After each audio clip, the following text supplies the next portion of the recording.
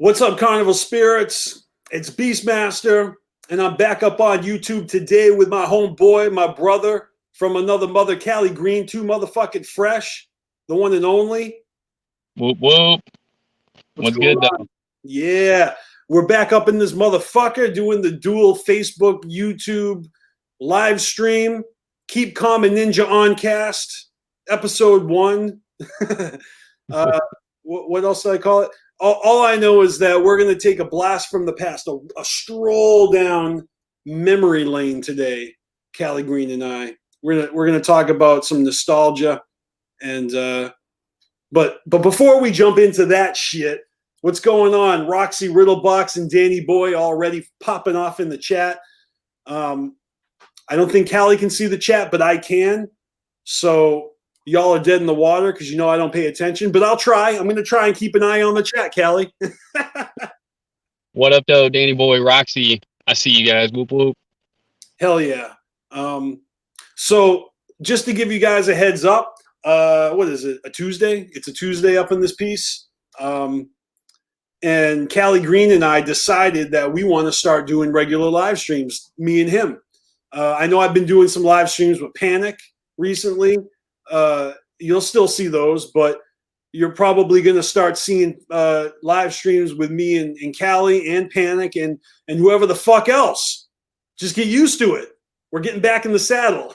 That's right. It's been too long. That's right. It's been way too fucking long.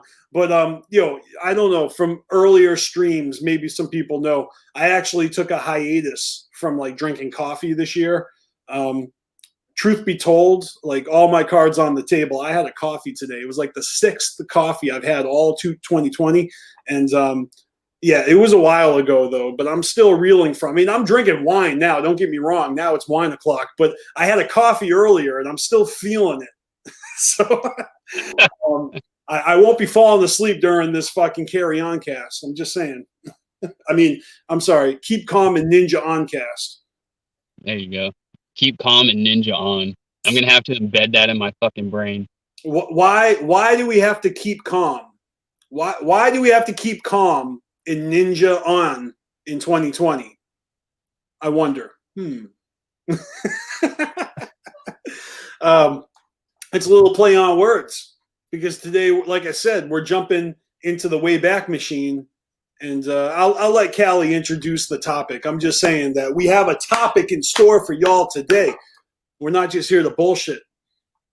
I mean, we're on our bullshit, but this is how Carnival Spirits does. When we're on our bullshit, that means we're about to fucking speak on some shit, and it ain't current events. No, we're gonna roll back first of all because fuck 2020. Yeah, I know. Like, if anything, guys, we're just trying to distract ourselves from 2020. So if you guys are on board with that, you're welcome. I don't know what other people are talking about, but we're about to. How far back are we going? We're going back over a decade. Oh shit! His shirt says it all. We're going to the calm. That's right. Do you get it now? Keep Calm and Ninja on. All right. I see what you did there. Little play is Juggalo AD. We're going everything after Hell's Pit. So starting with the calm and the whole era. And there's a lot to discuss because think about it, like what was going on during the era of the calm?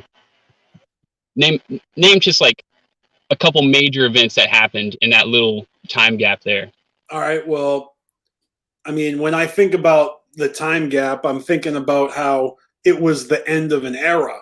I mean, I know how we call eras, like each Joker's card is an era, and the first 6 Joker's cards as a whole was an era. I mean, that was an era with eras within an era, I mean, okay, I've said that word enough. But my point is that the calm was the first era after the fucking 6th and after the first complete deck.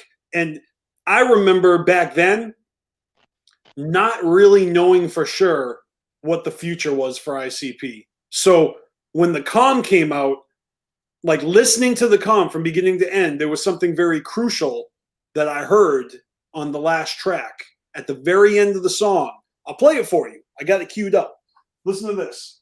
If it's going to be loud enough, hopefully.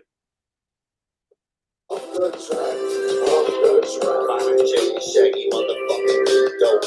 Forever making music for the Juggalo nation of serial killers. Do you hear that? Forever making music. I'll never, ever, ever, ever stop. Ever, ever, ever, ever stop. All right. I'm just saying that right there.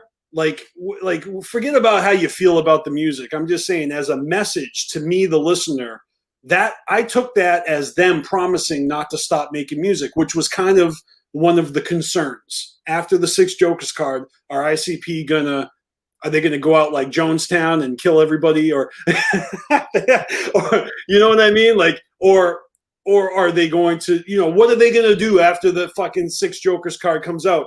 They come out with this little EP called The Calm, and not only is it's just a reassuring message that we're never going to stop making music. They had not made that fucking abundantly clear before that fucking moment.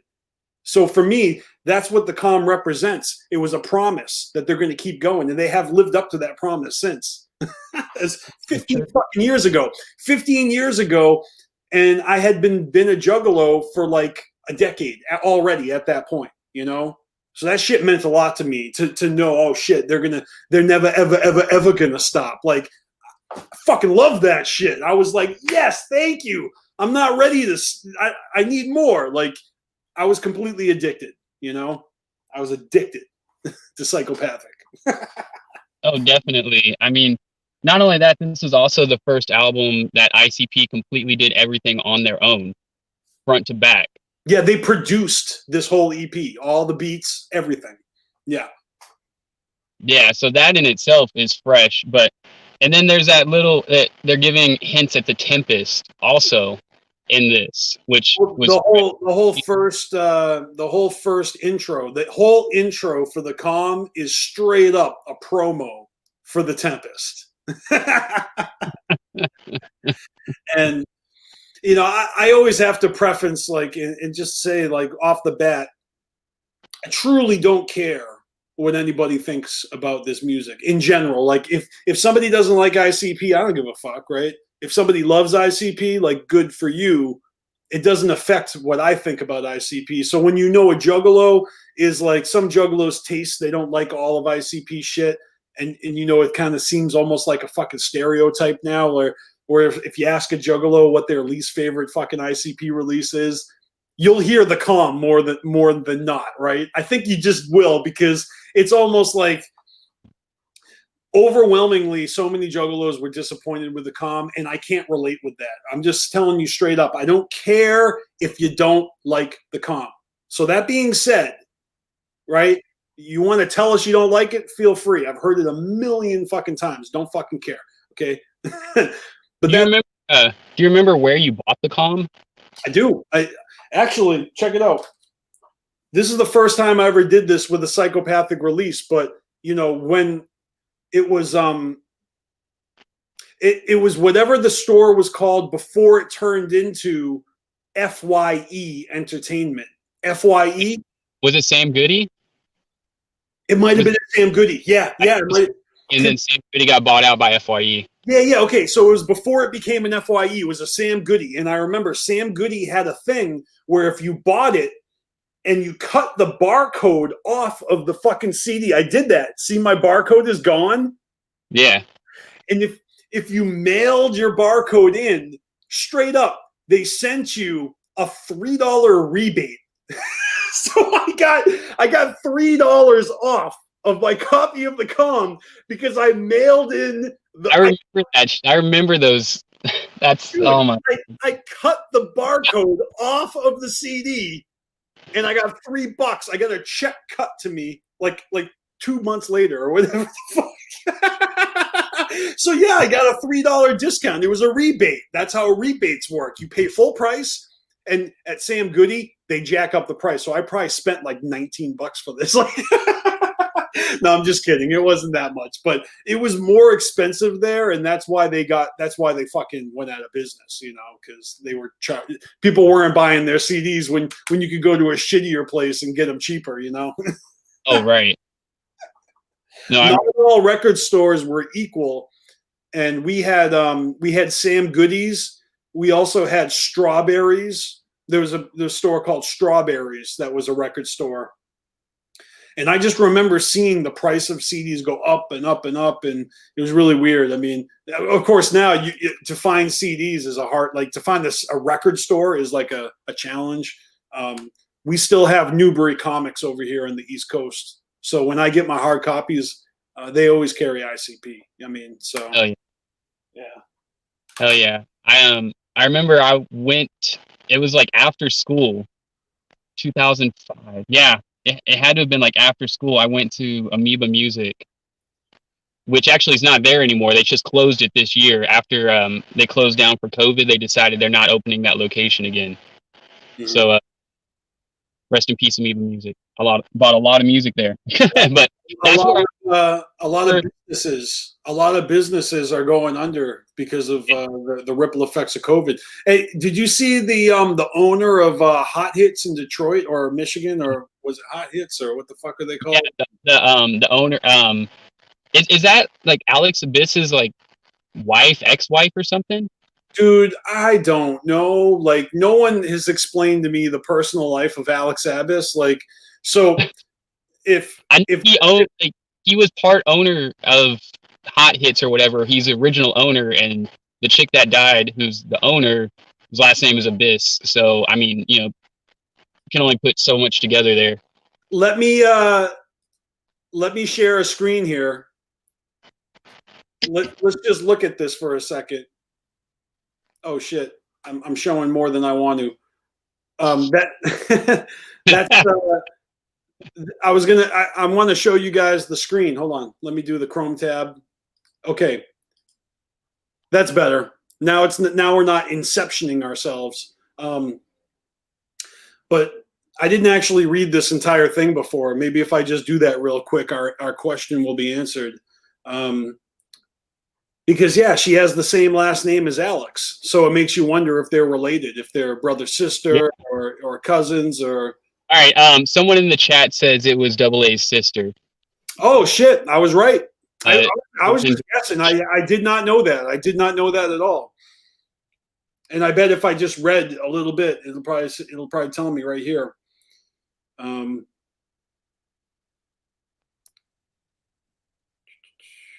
Yeah, boy, I'm having a hard time reading right now, but that's pretty sad.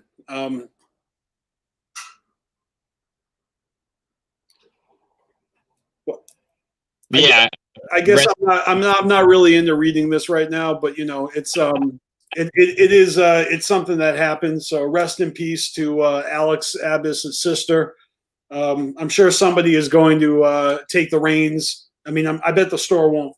Well, who knows? Hopefully, whoever inherits that fucking business runs it as well as she did, and doesn't run it into the ground. And I'm sure it's a challenging time to keep a business open. So fucking good luck, Yeah, definitely. But anyways, going back into the calm. Fuck, man. 2005, I had to have been like, was I a senior? I think I was a senior. Senior year, high school, working at Hot Topic. Nice. Crazy times, but freshly moved to Los Angeles, didn't know too many people. I had like one or two Juggalo homies. So, anyways, you threw me off with Sue Abyss. Well, then let me help you out, because I remember 2005 was a time in my life where I was not connected to the Juggalo world per se very much. And of course I remember getting the CD and buying the CD and getting my rebate and all that, but that is the only thing that I was doing in 2005. Like, I was keeping up with the music, but I wasn't following very closely the tour. I wasn't going to the shows. I wasn't attending gatherings. My window, I missed 5 gatherings in a row from 2003 all the way to 2006. Like I missed those 5 gatherings. So 2005 is like right in the middle of that hiatus. I came back in 07, right? And then I was going for a long time. But yeah, the reason being is I was working full time, straight up. Like I was working 6 days a week, and I was working like 18-hour days minimum. I was trying to like build a career. I was really focused. I was like 25 years old. I was very motivated. And I might have even been like the most sober I've ever been in my entire life. You know, I mean, in my adult life, like I think I've been a stoner since I was 16. But around 25 years old, I wasn't drinking, I wasn't smoking, I was all business, and I was just trying to fucking hustle. I was a hustler, you know. 2005 is the year that I discovered psychedelics. So oh, okay, all right. Most of 2005 through 7 is a blur. That's funny because I flirted with that shit in college, like earlier, and then around 2007, 8, 9, I started delving back into that shit when I started connecting with a lot of ninjas. Yeah, see, like 05 through 07, those were like the peak of my. I went full on raver for a bit there. Okay. So I remember whenever Juggalos first like entered into the raver scene, and I started seeing them in the rave scene, and it was intense. I remember people were saying like, I don't get this. They're dark and they want to like talk about killing people, but they're here and they're happy and raving. I don't get it. bro, straight up. The funniest thing, in 2007 at the first Cave and Rock gathering, I remember because I don't want to throw anybody under the bus for their opinions back in the day, but I remember my homie Wayne the Pain. Like he had a very strong opinion about ravers and glow sticks. Like he didn't like that shit. And so being an old school Juggalo in 07, I remember he saw some glow sticks in the crowd and he was like, fuck that shit or whatever. Like he didn't like the rave scene, you know? And then I remember the next year in 08, okay? Same gathering location, Hog Rock, right? Mm-hmm. Cave and Rock. I'm just saying, we got comfortable. I mean, after the first year at Cave and Rock, you know, everyone figured out, okay, we got a drug bridge. That's a name. That's a thing now. We got Hepatitis Lake. That's a thing now. And the thing is that the ravers really came out of the woodwork in 08. Like it just infiltrated the Juggalo scene. And all of a sudden from 08 on, gatherings became raves almost, you know, straight up. And it never used to be that way before. So it's funny that you see that you saw Juggalos infiltrating the rave scene. Well, I saw the rave scene infiltrating the Juggalo scene, and we like slowly merged together. That's funny shit. No, because actually, for the most part, the rave scene kind of died in Los Angeles around like 08. So that makes sense that the gathering would become like a rave scene fucking spot. Yeah, all the Juggalos were like, fuck these raves. Let's just bring this new vibe into where the real party's at. Yeah, right. Let's combine the different family fucking vibes together. I definitely, you know, I'm always very tolerant of people that roll differently than me. It would be very boring if everyone in the world was just like you, you know, or if everyone was just like me. I do appreciate, you know, the diversity in the Juggalo scene, but I also appreciate the diversity in the whole fucking world. And I can't lie, there's definitely like, you know, scenes out there that I'm fucking down with that don't really gel with Juggalo shit, and vice versa. Like, you know, the Juggalo scene is not for everybody, but it should be. It's fucking dope. And of course ravers should fucking love the Juggalo scene. Fucking glow sticks are awesome. Just eat some fucking ecstasy. You'll fucking love it. No, like I remember, like I said, I was freshly new to fucking Los Angeles, and there's like no Juggalos on the West Coast at that time. They were hard to find. I knew 2, and they didn't even go to my school. They went to like fucking, one of them was homeschooled, fucking dropout, whatever. Homeschooled? A Juggalo? Schooled at home? You mean broken homeschooled? Yeah, because he ended up just being a dropout like a couple months later. Oh, so you're saying he dropped out of his home? Yeah, right. And then shout out to Mikey. What up though, if you're still out there, Mikey? He actually he was the first Juggalo to show me Wizard of the Hood. So shout out Mikey. Anyways, and then the homie Lunchbox, who I still talk to. Those are the only two Juggalos I knew at that time. And oh wait, Trip as well. So I knew three, but that was it. It's and they all actually mingled into the rave scene as well.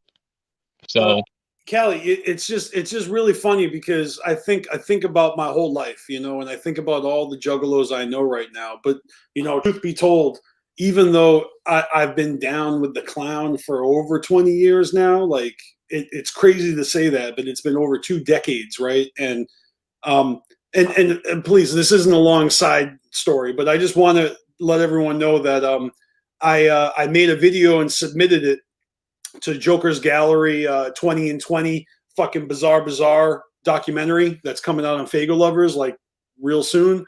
And so I had to like go back and look at 20 years ago. What was I doing? Like, you know, I have calendar books right here. This is a fireproof safe I have where I keep all my important shit that I don't want burned down if my house burns down. And I got calendar books from 20 years ago. I used to write down everything I was doing every day. This is like before social media existed. I used to actually write down everything I did every day. And so I was able to look and see like, oh, here's when I went to the Bizarre Bazaar in-store tour. Oh, here's when I went to, you know, and on this shirt here, right? Look at this fucking tour. It's fucking massive, and that's just the first leg of the tour. There were 2 legs of the Bizarre Bazaar tour, and I don't want to tell everybody everything I already said. And you're going to see in that Fago Lovers documentary, you'll see what I have to say.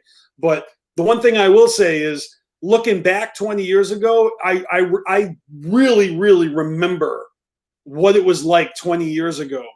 And now the calm, well, that was just 15 years ago. So if I think about it, like I was so down, but ICP inspired me to fucking be a hustler. And so I really was kind of like focused on my own goals. And I kind of took a step back from the Juggalo scene, you know. But ICP meant the world to me, you know what I mean? And like the family had grown, it had grown a lot. I mean, but like you're saying, you only knew a couple people, right? This is my point. I only knew a couple people too. Like me and my best friend, we discovered the shit together, and we would bump into and meet a couple of Juggalos here and there in our life.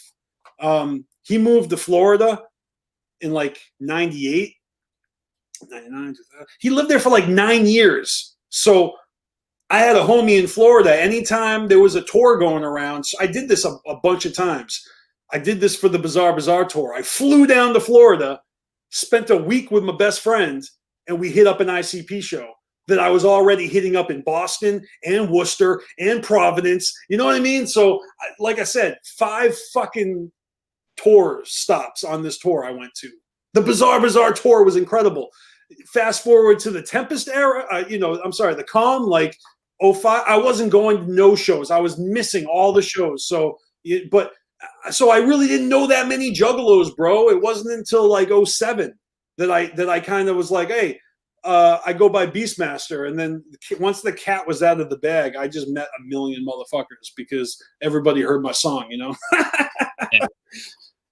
So I'm gonna reel back real quick. Miss Hollywood said, Rave die, we have Coachella and festivals. All right, I'm gonna explain this real quick.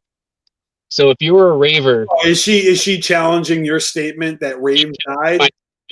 So there's still raves. It's just, you know, there's still raves, but she forgets how many kids you have. Like you can't go raving no more. No, I can, and I have been to some recent, within the last few years, but it's not the same. It's not the same vibe. So raves aren't the same as they used to be 20 years ago. Not the same as they used to be. And she said Coachella, and I mean, I'm not downplaying anything. Coachella and shit like that, that's cool. But like EDC and Coachella and these things, these massives, that's all there is anymore. There used to be a huge underground rave scene, and I remember we'd have like phone numbers that you call to get like a location to go to meet up with the guy to give you a map to the real location. Yeah. And you would get there, you would get to these locations, and it would be fucking packed. I'm talking like hundreds of people. And it would end up being in like downtown Los Angeles. There's this place called the Alexandria Hotel. They used to hold mini massive raves. And it's not like today, you know, you have to, you know, ID, all that. No, you just fucking, I knew kids in there, like straight, like fucking 13, 14-year-old kids raving. Right. So and we were all responsible. Everybody was responsible. You know what I mean? People watched out for each other, and it was a tight knit, you know, fucking community. If there were bad drugs brought in, like, no, I know what you mean, man. Look, I went to a few raves on the East Coast. I'm not gonna lie to you and say that I was like a fucking regular raver. And I certainly didn't adopt the culture in any way. Like, I would go to a rave wearing a homemade tank top like I'm wearing right now, and it would be like a Motley Crue tank top. I'm like walking into a rave wearing a homemade Motley Crue tank top with long ass hair, looking like fucking Norwegian Jesus. And I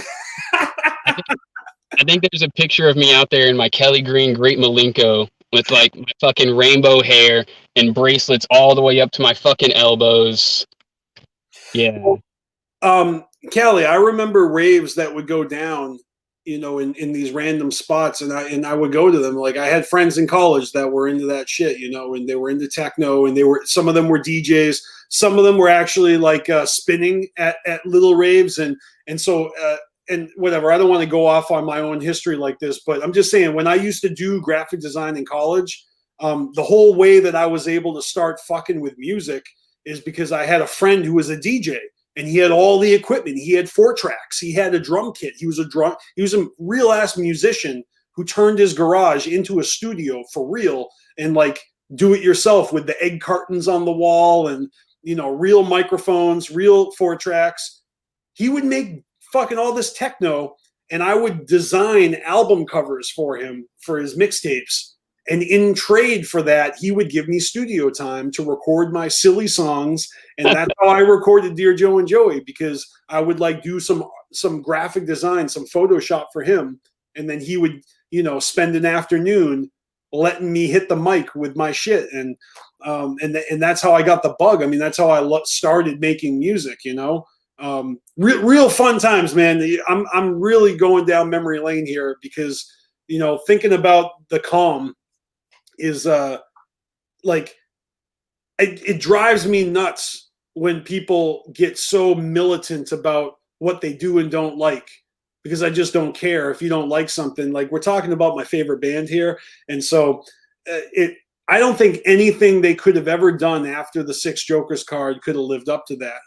I feel like the calm didn't live up to the I didn't like the calm better than the Wraith. So it's just that I wasn't mad about that. I was okay with it not being as good, you know, like That's what a lot of people didn't like. It was the calm. It had that name, and it lived up to that name. It was not what we were used to, like, as Juggalos. It had a different vibe to it. It was kind of mellow, and coming off of, you know, the wickedest album they had ever done. So I can see why, like, a lot of people didn't like it.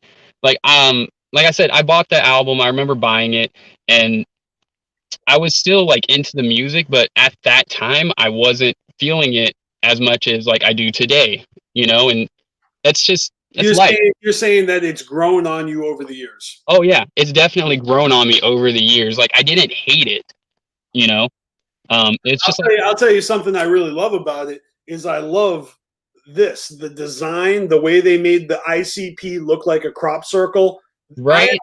This is actually probably a very, very close contender for a tattoo. Like, I almost got this as a tattoo. I liked it so much. When I never had a Juggalo tattoo yet, I mean, I do now. I got a few.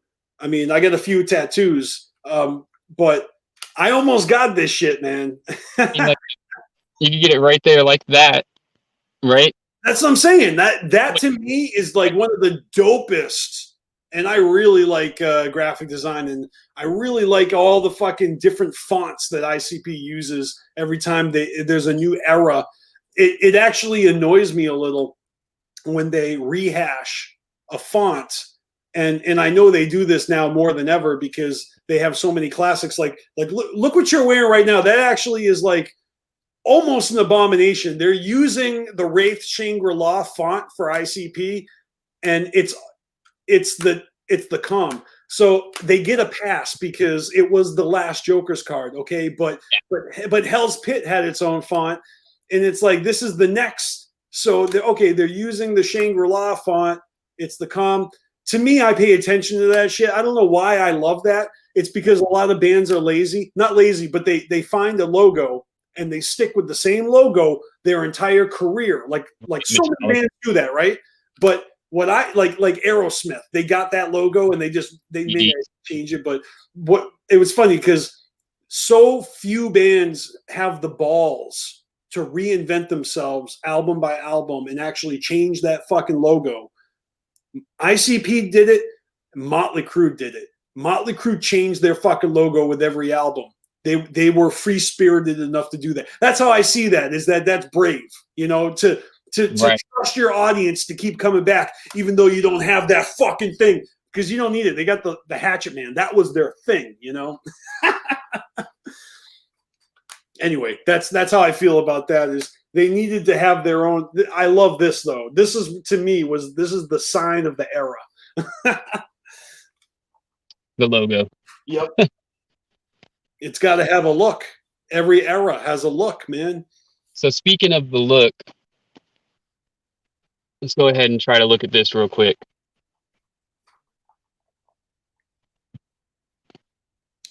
I recently rewatched the movie Signs. Oh, that's very Signs. It kind of reminds me of Powder. Powder? Well, all right, look, when you think about crop circles, what do you fucking think of? Aliens, right? Right. That's been like the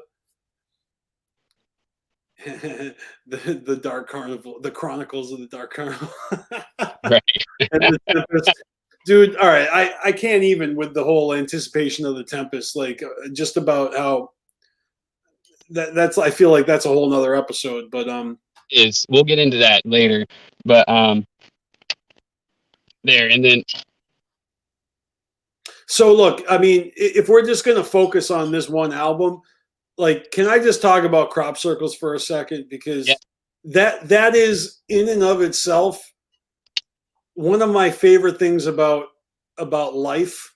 Like, because we don't know, because that's the thing, is that there's like debates, right? It's like is it even considered a conspiracy theory? Like, because crop circles would pop up, and some of them have been proven to be manufactured, right? Fake. Like, right. Some of them have been proven, but some of them haven't, right? I don't know. I didn't do any research for today's podcast, but I used to do that shit. I used to look that shit up and read about it, and I could have sworn that, like, all of them have been debunked, maybe. So, but it's like, in other words, they know how it's done. They can recreate it. They've had experts go out I've seen images of beautiful crop circles that people have done. It's like, wow. But then the early ones, the first ones, like, how did people learn how to, or even think of to do that? Who's the first person to say, hey, I'm going to, like, make some designs in my fucking cornfield over here? Whether it was a human being or whether it was an extraterrestrial being, I can't even tell you how many hours of my youth I've spent thinking about crop circles, thinking about why and what are they for? What do they do? Do they say something? Is it a language? Is it a code? Is it a fucking signal, a flag, you know what I mean? Is it just the left? Is it just the fucking remnants of an activity? So it's just, a footprint. Like it's not about what's left behind, but something was there and now it's gone and it left an imprint. It's just what the fuck, man? Crop circles. It's come on. It's 2020 and I know no more about crop circles than I did fucking 20, 30 years ago, 40 years ago. Right. I don't fucking know, man. I remember, what I do remember is when I used to go to camp as a kid, they had their crop circle. That's what I do remember. What, you're saying that you've actually seen a crop circle in person? Yeah. Have you walked inside of it and shit? Yeah.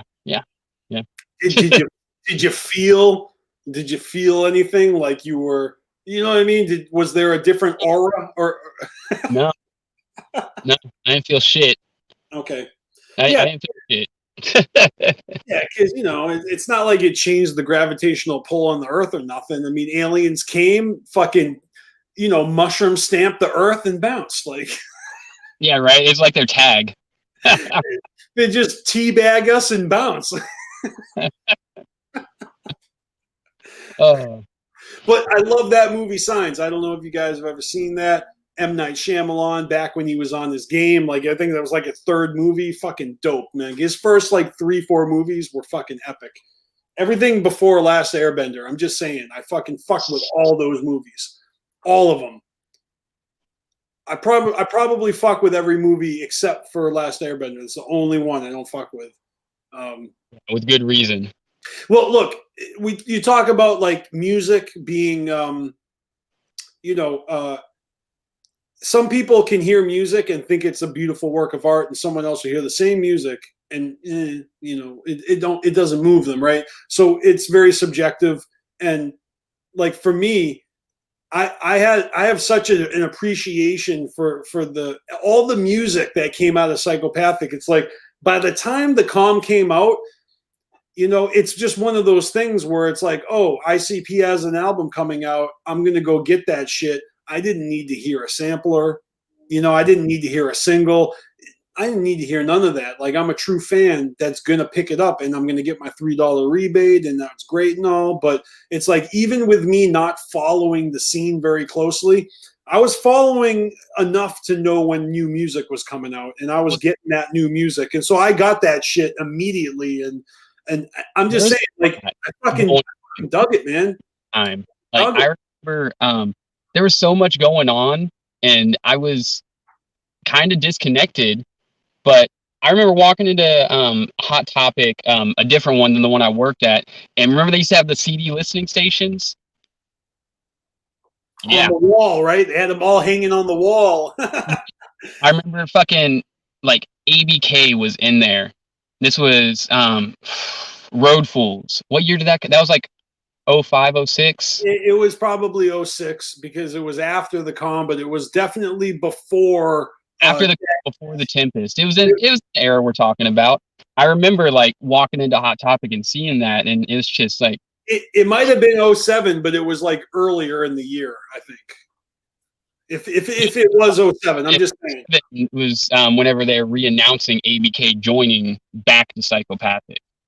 Right, because remember, he came back and then Black Rain that, came out. There is a line in the Calm where Violent J mentions Black Rain. So it's kind of like, I like the foreshadowing that happens in music. Like currently right now we've got Fearless Fred Fury and we've got Violent J saying Yum Yum Bedlam inside of Night of Red Rum. So Yum Yum Bedlam, he said a bunch of times in the song Night of Red Rum. Come to find that that's a foreshadowing of the next Joker's card. Well, they did that. They foreshadowed Dark Lotus Black Rain on this fucking EP. And I don't know if you want to go track by track. So I do have things to say about tracks, and maybe I'll hold off because we're not there yet. But I'm just saying there's more foreshadowing I want to talk about on this shit. So before we get into that, you want to look at the website real quick. I know you have that queued up. I think this is a good segue. All right, I'll pull that shit up right now. Hold on.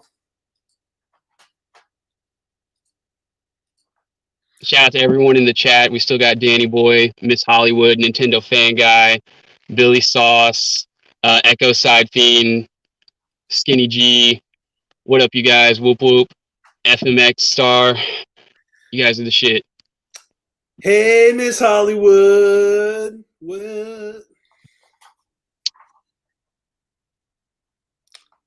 What up, Timmy? All right, can you see the screen, bro? Oh, I see it. It's kind of small writing. I mean, I don't know if you guys can actually read the writing on the screen, but can you? Oh, here we go. Here's the top of the page. So, Callie, tell us what we're looking at. Tell us what we're looking at. We're looking at the announcement of the comm right there. So, is this like what? What are we looking through a fucking portal through time? Like, what is this? That's exactly what this is. This is the Wayback Machine. Go in there, type in a website. So familiar to me. Why does this look so familiar but yet so foreign at the same time? What the fuck is going on?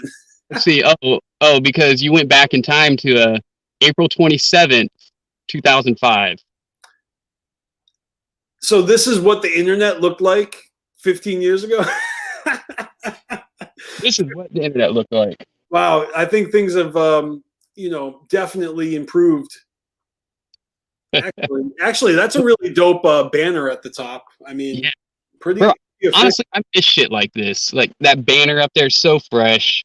Like, look at the huge ass fucking Joker's card buttons where all the edges of the squares are burnt, so it looks like burnt paper. So fucking detailed. I love it. And like, you do graphic design. Like, how long would something like that take? Well, I mean, first of all, they ganked all of the fucking Joker's cards right from Psychopathic. There was no graphic design involved in stealing those. And then they used a font to write news, who are ICP, Flava, Tours by. And so all they did was they designed the fucking background and the burnt edges. And, that probably took an all of fucking 17 minutes. Here's something to remember, though. Remember, in 05, they had 2 different versions you could view. This is the lower quality one. That's right. They low bandwidth and high bandwidth back then. That's right. It was the low bandwidth and the high bandwidth versions. I remember that. Because remember whenever they had the carnival set up and you like clicked on the different like areas of the carnival and it's like a little 3D fucking carnival. That used to be how their website was. Holy shit! It was a flash animation of a carnival. Holy shit, dude! I want to see that again. Right? Where's that fucking link, Callie? You had this link. Where's that one? I fucking tried. Dude, I want to see that again so bad. That's the thing. ICP always had the dopest fucking website.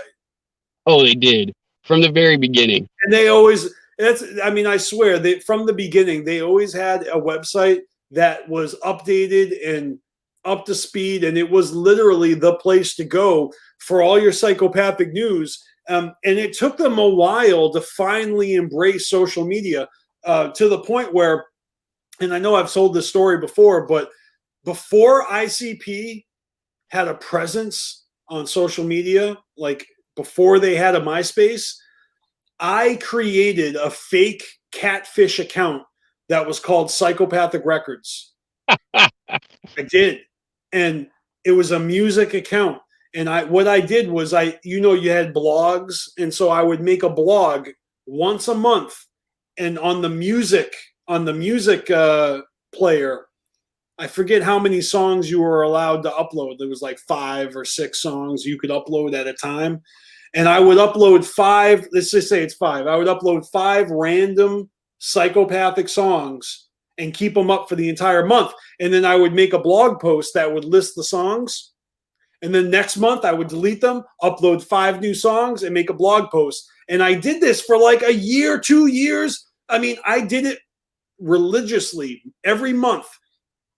I'm not kidding. Come on. If you guys are on MySpace back in the day, you got to remember the psychopathic music page that I was running for y'all, and I was always changing it up so there'd always be representation. There'd be some ICP, there'd be some Blaze, some ABK, some Twisted, right?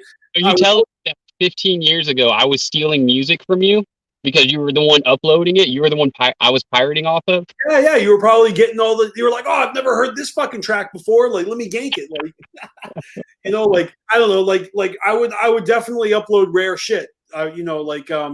Like Foodang, the version that's the original Foodang that wasn't on I would upload that. Like, but anyway, first place I heard that was on the internet. It was like Kazaa. I want to say. Well, me too. I mean, that's how we all got it, But I'm just let me just make a long story short and say that I ran that shit religiously until Psychopathic got wise and they joined MySpace and they had the channel removed. They filed a complaint and had my fan channel because I never actually like identified myself as a fan. I put it out there like it was Psychopathic, but this was before you really saw any major artists. MySpace was for underground music. The way I discovered MySpace was that my roommate, well, my old roommate, he wasn't my roommate anymore, but my roommate from college, he was like, yeah, we're in a band. I mean, I knew he was in a band, but he's like, you want to hear some tracks we recorded? Here's a link. It's on our MySpace page. And I'm like, oh, you mean you guys got your music on the internet that I can go to and listen to? That's how I was introduced to MySpace. My friends fucking hillbilly fucking, no, not hillbilly, rockabilly, like old, like, I can't even say it's like rock, but they're weirdos. But it was a real band, guitar, bass, drum. They were a real band, not like, techno or nothing. So when I first found MySpace, it was brand new. It was literally a single white page that had like boxes on it with people's faces. Well, yeah. That before they allowed all those patches and stuff. Yeah, before you could, become a fucking coder and do your own background and then get the fucking annoying music that plays at the beginning and do your top 8 and yeah, there was definitely a like a pimp my ride type of like it's almost like a plague that went over, and not in a bad sense, but like a STD that just everybody caught, Yeah. Right. Oh, did you see so and so's page? Theirs plays blah blah blah when you start it. Oh my god, my song has to be cooler than that now. Yeah, I remember, and it's funny because this was kind of the calm era, because 05 was around that time that my friend introduced me to his music on his MySpace page, and so I remember making my own MySpace page, and it probably took me. It wasn't right away. I wasn't thinking about it at first because I only joined it so I could hear my friends' music. But me being the dumbass I am, it all of a sudden it occurred to me. I'm like, oh my God, I made a fucking song about ICP. I should put it on this fucking website. Like, why don't I do that? Like, I didn't even think of it at first. I'm such an idiot. And then I did it. And 3 years later, it got like fucking 75,000 plays, yo. Like, Juggalos ate that shit up. Fucking crazy. MySpace fucking connected me to Juggalos. Juggalos were coming to me. And I remember watching the play count, 100, 200, 300, 400, just watching it go up minute by minute. It was fucking crazy. So that it's funny because I remember when I made that account and I started uploading my own music and stuff, that is kind of the first time that I really felt connected to the Juggalo family through MySpace. I'm just being honest, because I used to go to shows, get wild out on the stage, get up on stage, catch Fago bottles, surrounded by Juggalos, but I would bounce. I would not hang out with them. I wouldn't party with them. I showed up and I fucking left. And but then I actually started like getting messages from random Juggalos over Dear Joe and Joey, and so I don't know, just kind of after so many people hit me up, and it just, I felt connected to the family. Before that it was all about ICP, but it really did start being about the family for me around 05, 06. Strangely enough, even though I wasn't going to shows at that time, I did feel connected to the family because they were coming to me over my song. The thing is, I remember like the Juggalo homies I had like a close connection with them, and it was different from like my other friends. I do remember that. Well, unfortunately, my homie that let me record in the studio, and he didn't just like help me record Dear Joe and Joey. He actually went to like all the Juggalo shows with me in that time period. He actually went with me to the Gathering of the Juggalos 2002, and he went to the Hatchet Rising tour with me. I mean, he went to the Bizarre Bazaar tour with me, multiple tour stops. Like this was my years of college where I was bringing my college friends to the show. That's the thing, is I brought my college friends with me to these shows, and then we left and went back to our dorms and apartments. I wasn't partying with the other Juggalos at that time. And then the unfortunate part, I know I said unfortunately, the unfortunate part is that when the Wraith came out and the unveiling, was heard, my friend who helped me produce the music and came to all these shows, and he didn't like that shit. He dropped the hat, literally. Like he and the old Juggalo has like a fucking story of a homie that listened to the Six and was like, "Fuck this shit, I'm done." And I already told y'all that I don't care if you like it or if you don't like it, right? I don't care if anybody likes or doesn't like ICP, but somebody who was going to ICP shows religiously, even went to Peoria, Illinois with me, right? Bought all the CDs, bought Hatchetman, bought beanies, bought shirts. He bought all this merch, right? But as soon as he heard the Wraith, and he went with me to the Wraith release party that was on my birthday, and we went back to his crib and we listened to that. As soon as that happened, he dropped the hatchet. He never wore his Hatchetman again. He never repped. He never went to another goddamn show. He dropped the hatchet so hard it actually made a loud noise. It was like clang. Imagine being like one of those guys from like the Shockumentary or whatever that has like all the fucking Joker's cards on your back, and then it comes to the Sixth, and you're like, wait a minute. What? You just made me think of like a parallel universe where this would never happen. But imagine someday something happens where Vinny the ICP kid is finally like, nah, I'm not down anymore. And all right, so here's the unlikely scenario. Yum Yum Flower, a female Joker's card. Nope, that's where I draw the line. Sorry. I like my Joker's cards with cock and balls. I can't. I'm sorry. I'm dropping the hatchet. I can't have a female Joker card. Then the ICP kid drops the hatchet is the day that you know something is really fucking wrong. Yeah, that's the day that the fucking. That's when you start questioning shit. That's the day that the happening happens. Right, where plants make us all walk backwards and commit suicide, like that other M. Night Shyamalan movie I love. But anyways, so we got this post here. I can't read it. Well, I can read it. What, you want me to read just that first one right there? Yeah, just read that little excerpt. All right, it's from April 26, 2005. It says the calm is coming. But you better believe that the day it's released will be anything but calm. It's the start of a new era for ICP. Violent J and Shaggy are in the mood to celebrate the release with one live-ass party.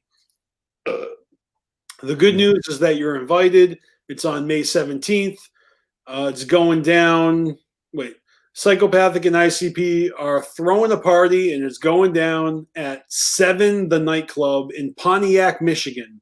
If you want to be there, tickets will be on sale April 28th, 7 p.m. through TicketWeb. It's only $10. You're fucking kidding me. This fucking show is only $10. Damn. We got all the details for you, blah, blah, blah. So if you want to usher in the new era with Violent J and Shaggy and all the artists from Psychopathic, make sure you're at 7 The Nightclub when it all goes down. All right, can I just tell you that like I said, I don't want to repeat myself, but I don't care who does and doesn't like the calm, because so many people have come out and say they don't like it that I don't care. But I just want to say this one thing. One of my best friends, one of my best Juggalo homies went to this release party, and he came back from it angry, like upset, because he didn't like it, because he didn't like you know what I mean? He was disappointed or something. Anyways, I'm just saying that I don't care, but I do acknowledge the fact that people feel what they feel, and just a lot of people were feeling a certain way. I can't relate with it, man. It's such an awkward thing to talk about, because I don't want to humor a hater, but these aren't haters. These are actually juggalos, and juggalos' feelings are legit. If someone legit doesn't like an EP, I don't know. I mean, it must suck, because it's like, what the fuck? Like, what do you want to? You cry yourself to sleep. You don't like your favorite artist just fucking disappointed you. It's like, it's not the end of the fucking world. Like, oh my God. Like, I feel like some juggalos had some unnecessary fucking tantrums about this, but right. But I do feel sympathetic, because if this was like a force in your life that was like, and up to this point, it is valid to say that no matter when you started following ICP, they just might have been getting better and better and better and better every fucking year that you've been down with the clown up until this point. So I'm not even like arguing with someone who says that they don't like the calm. It just sucks that you took it that hard. You know what I mean? Like, it's not the end of the world, but people were acting like it was the end of the fucking world. Some people. Because they were getting so good. When I got down, I listened to Riddlebox. When Malenko came out, I thought it was better, and I feel like I got let off the hook early. Can I get rid of this fucking other page now? Do we need this anymore? No. I'll bring it back later if we need to, man. But I just want to say that I got let off the hook early when it comes to being let down, because in my humble opinion, Jekyll Brothers was not better than Great Malenko. So that feeling, I felt that in 99. And then Bizarre Bazaar was incredible. I liked Bizarre Bazaar better. And, and then the Rave, and then the Hell's Pit, I didn't like better than the Rave. So I already had felt like, oh, it's not as good. So when the calm came out, I wasn't like, oh my God, you guys have just done the unthinkable. You went backwards instead of forwards, you fuck nuts. You're supposed to get better every time. How am I going to continue living? Like, come on, man. Jesus Christ. Well, check it. I think you have something else queued up there. Why don't we go ahead and look at the Gathering seminar from 2005 and see, what they were talking about around then, because there's a lot going on. Like, we've already talked about like our experiences, what we had going on. Let's see what like ICP and Psychopathic actually had going on. All right. What they were thinking about.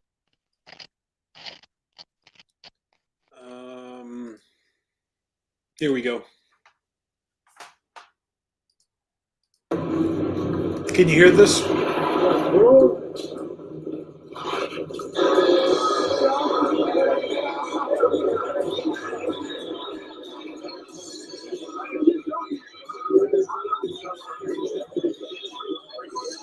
So this is 2005. So this has still got to be Crystal Forest. Yeah, this was before Hog Rock. Right. 2005. It's only 3 years into Campground Gatherings, and I believe they were still in Crystal Forest. So this is where we were gonna be this year if they gathered. Right, we were gonna go back to this spot this year if it happens. What are these guys having, a bitch boy slap fight? God damn, they're still going. I remember seeing this for a second earlier. Okay, hold on. It's Ouija Mac. It's Ouija Mac and Fester Adams having a bitch boy slap fight. Right? Doesn't that look like Ouija? Kind of. Yeah. I don't know. His Back. hairdo, he's got the mohawk and then the 3 mohawk thing going on. He looked like he's like in Coolio's gang from Batman and Robin or something.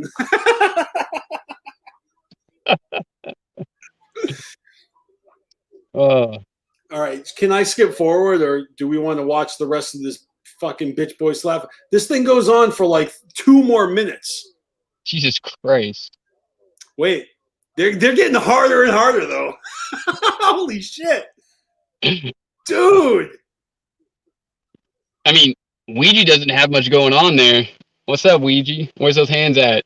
I think he just whispered to him like something like, "If you hit me one more time, my head's gonna spin off." Everybody's waiting for them to kiss. Just do it. Everybody is looking at him. God damn. Who remembers this?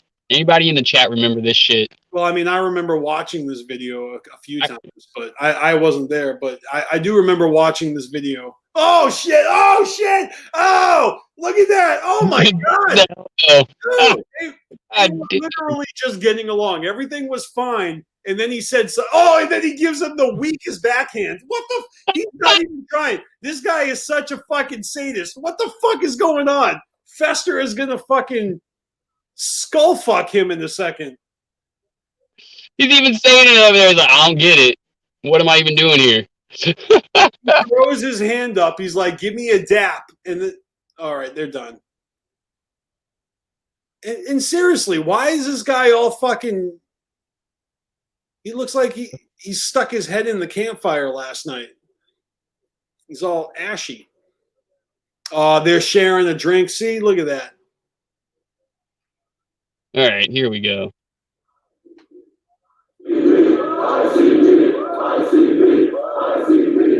Yeah, Shaggy 2 Dope.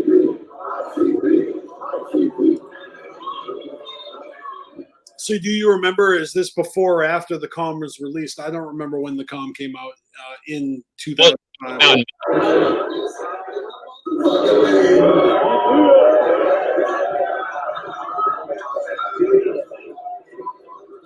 Oh, nice. What was he just throwing some gold bars into the crowd? I know how he likes to do that.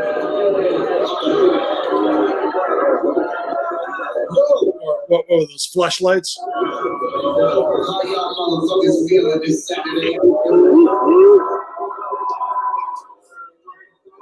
Oh shit! We're about to flip your motherfucking way. First off, did anybody get the call? Oh shit! You got the COM. Let's keep it real. This is a family reunion here. If you ain't feeling the call, 100%, put your hands in the air if you ain't feeling it. Oh my God, that's a lot of hands. Oh shit! Half of those hands were people that were like, "Oh wait, I'm feeling it, but my hand's already up." Dude. Me and Shaggy did by ourselves 100%.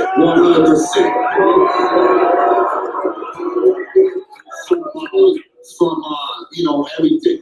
Making fucking start with a motherfucking hi-hat. And just build that motherfucker from there. And we were real proud of that. I wanted to tell y'all that this year, 2005, for the Insane Clown Posse has been unlike any other year we've ever had. You know what I'm saying? We've been doing brand new projects.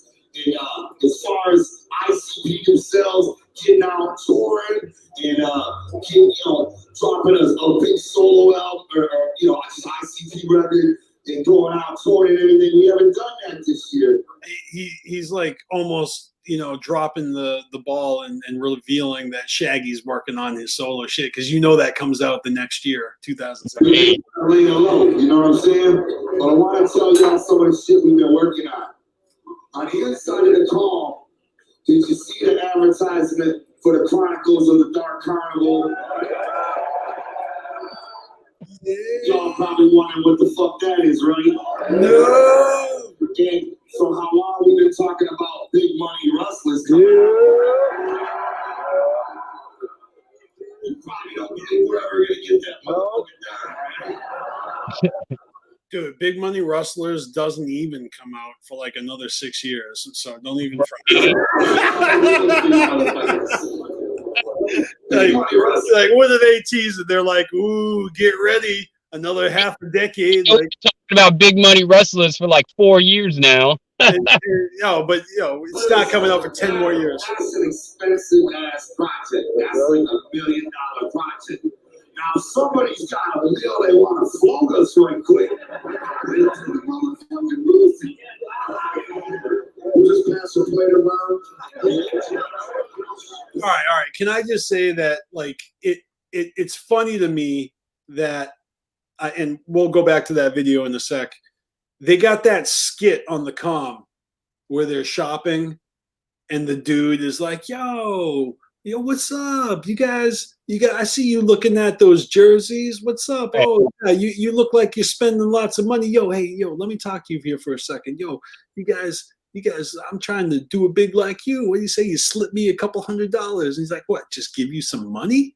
Like, what, are you fucking crazy? Like, fuck you." And then they go right into, "I like it like that." I just think that skit is so fucking funny. Like, they're making fun of people that would just like ask for a handout. And of course, like, Jay just asked for a handout, like, on the low key at the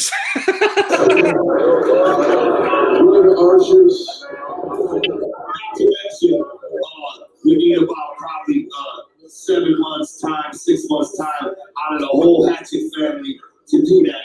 And one day it's gonna happen. I give you my word. It's just back when we was on Island Records. What's that? They said, all right, so he said right there, we would need like 6-7 months of free time from everyone in order to make that movie. Right, because you're filming the film. God damn. Like, think about that. Like, because they did eventually do Big Money Rustlers, and what was going on around that time? Damn. Anyways, we're not there yet. Well, I mean, you got to think, like, when it was released, they obviously made it prior to being it released. So yeah, I would think that they started making that shit sometime in between Bang Pow Boom. No, wait, 2011. Bang Pow Boom came out in 2009. Right. So I want to say it was like 2011 or something like that. I could be wrong. Maybe it was 2010. Anyway, that just threw me off. Like, this before they knew how fucked up we were, you know what I'm saying? And it was just like, they were doing all this big money on it, it's a long story, but you can read the book, you know what I'm saying? Well, what I'm saying is, we got brand new shit, because as I was talking about yesterday, this is about evolution and keeping this motherfucker bowling, right? There's a reference to the song, right? Rolling over. I listening to the comm and hearing him say we did all the production from the hi-hats. There's a lot of hi-hats on the comm. All the tracks you can hear that fucking. I'm just saying, like, you can tell that Mikey Clark did not make these songs. Carnival, just so y'all know we ain't bullshit. Tonight, right before Twisted takes the stage on the main stage, we're gonna show you motherfuckers the fresh 5-minute promo.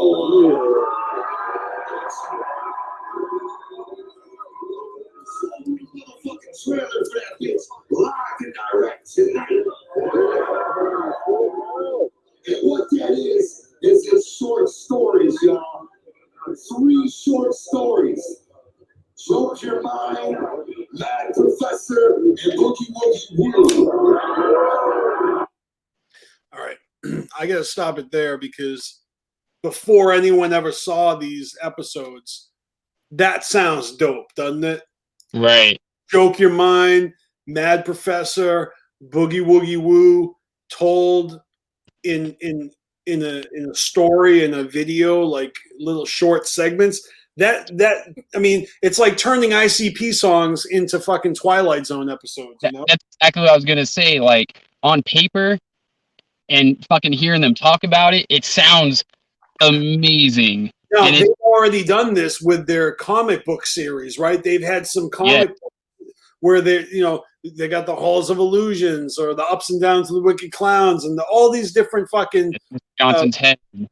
Right. And they did that, like going all the way back to the fucking even earlier. Like remember they had Shaggy actually did ICP comics before they ever had that Chaos comic deal. Right.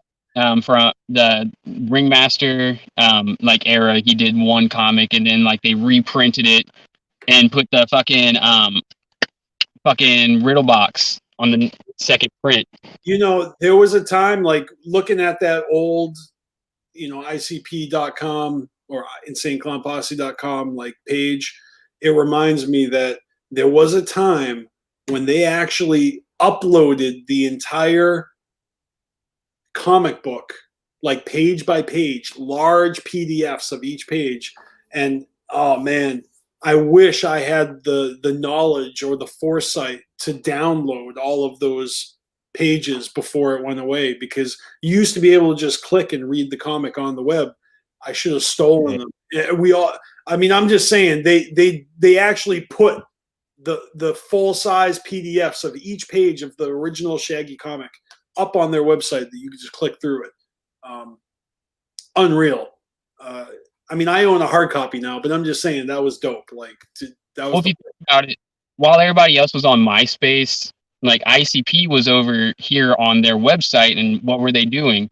They were constantly uploading shit for us to download directly off their website. That was even before MySpace existed, though, for real. Like, because they had, music videos. You could download music videos, like in the what was it, QuickTime or whatever. Like you'd have to like fucking download it. Yeah, I think back to those days, man, and like I was really. I feel like I only discovered. I've told this before. I only really discovered the internet around like '96. That's when I was conscious of the internet, and very quickly, because that's kind of the same time I discovered ICP. Very quickly, I realized, wow, you want to follow musicians? Look for them on the internet. And all my favorite bands had websites. But ICP's website was always the dopest website out of everyone's websites. Like, for real. They always had the dopest website.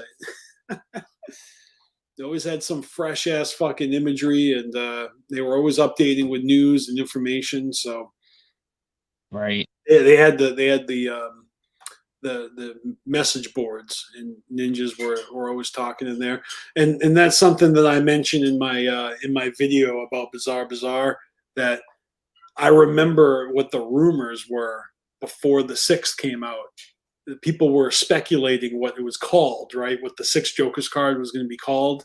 And I remember 2 rumors. One was the Mighty Heckler. And another one was the Butterfly. Because Jay had told that story prior to Behind the Paint and being in the liner notes of the Rave. He had told the story. So there's one more I remember. It was the Gatekeeper. Okay. That was up in the air as. But see, that's how it used to be. That's how it used to be. Anytime there was something new coming out, you would hear rumors before you actually heard the truth. So even before Bizarre Bazaar, and I didn't actually include this in my video, but before Bizarre Bazaar came out, the first time I heard about Bizarre Bazaar, the rumor was a way different name. And maybe it's because Jay actually put out the wrong information for it. Like he said like, hey, we're going to do a double album and it's going to be called this and this. And it was different. It was not Bizarre Bazaar, right? Right. And so that rumor went around. I don't remember what it was, but I remember hearing about, oh shit, ICP is doing the double album. That's dope. And I'm like, what kind of weird name is that? And then come to find, they changed the name. And then even later, I found out that a lot of songs on Bizarre Bazaar were actually originally slated to be for Violent J's first solo album. And that makes a lot of sense because there are a lot of Violent J solo joints on Bizarre Bazaar, like peppered throughout, both albums. And I think that instead of doing the solo album thing, they decided to pump out all that shit. Anyways, that's different. I mean, but I'm pumped about that fucking 20th anniversary coming up on Halloween, and you guys better definitely check out that fucking Fagel Lovers documentary because I'm in that shit. But yeah, man, when they come to 2025, if they do a 20-year anniversary on the comm, well, we're already doing it right now.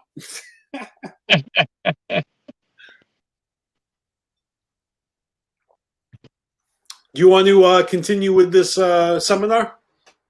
Yeah, let's see what else they talk about. When you see it, it's sheer fucking devastating because once again, it's that brand new. We're coming with something we really can't explain until you see this shit. See, the comm already came out, and they're talking about something else coming out. I think they're talking about. Everybody will have seen it and been peeping it, and they'll know all about it, and everybody be like, "What's next?" But right now, we're gonna show you tonight the fucking 5-minute trailer. Lets you know we ain't just been bullshit. So this is about the Dark Carnival. The trailer to the Dark Carnival. The other thing we've been doing, of course, is super villains. You know about that.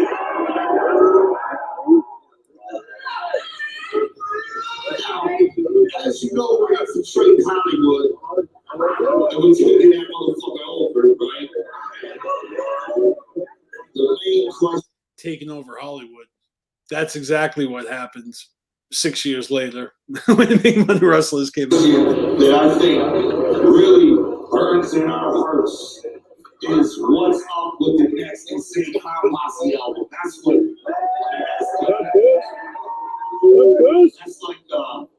That's the heartbeat of this fucking whole motherfucking.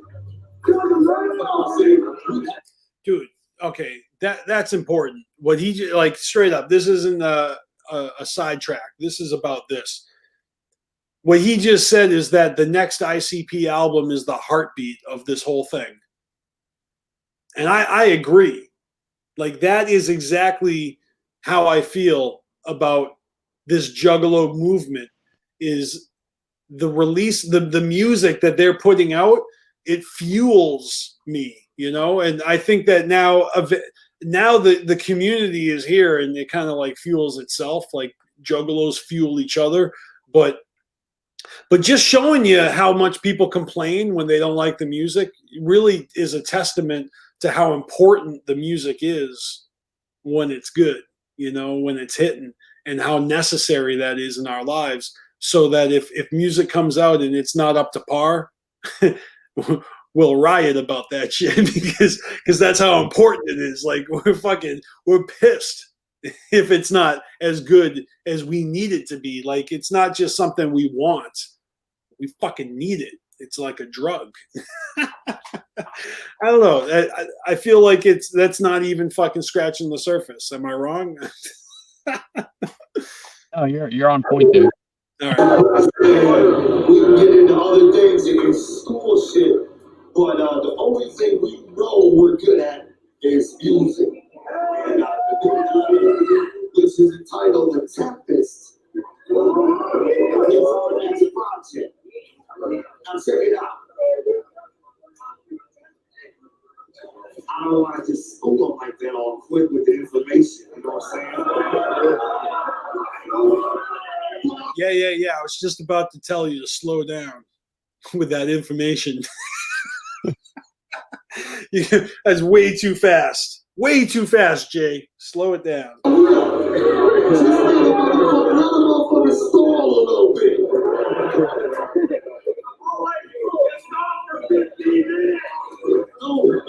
This video's got 17 thumbs up.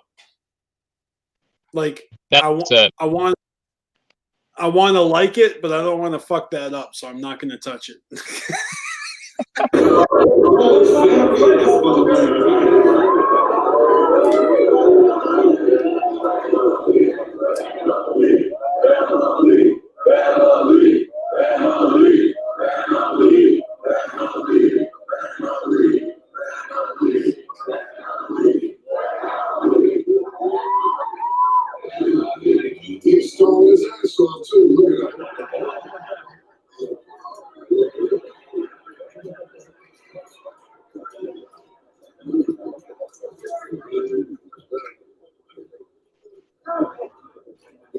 This is how they stall. All right, I mean, Jay's procrastinating, and Shaggy's like, "Oh, let me help you procrastinate by just mimicking you." Be like, "This is how you are." All right, nice improv, boys. Check it out, y'all. I'm just real excited about this shit. That's all. We've been cheesing like a motherfucker, to tell you honest. And just knowing that probably like the majority of people who are disappointed with the comm were equally disappointed with the Tempest. Oh, wow. They're so hard to please, and they're so excited to share with you like their mediocre shit that's not going to hit.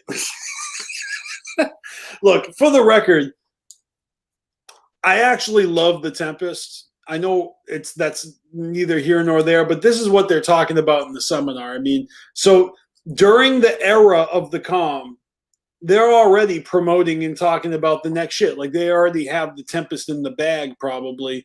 And so if this is 2005, well, shit. I mean, the Tempest doesn't even come out for 2 more years. And right.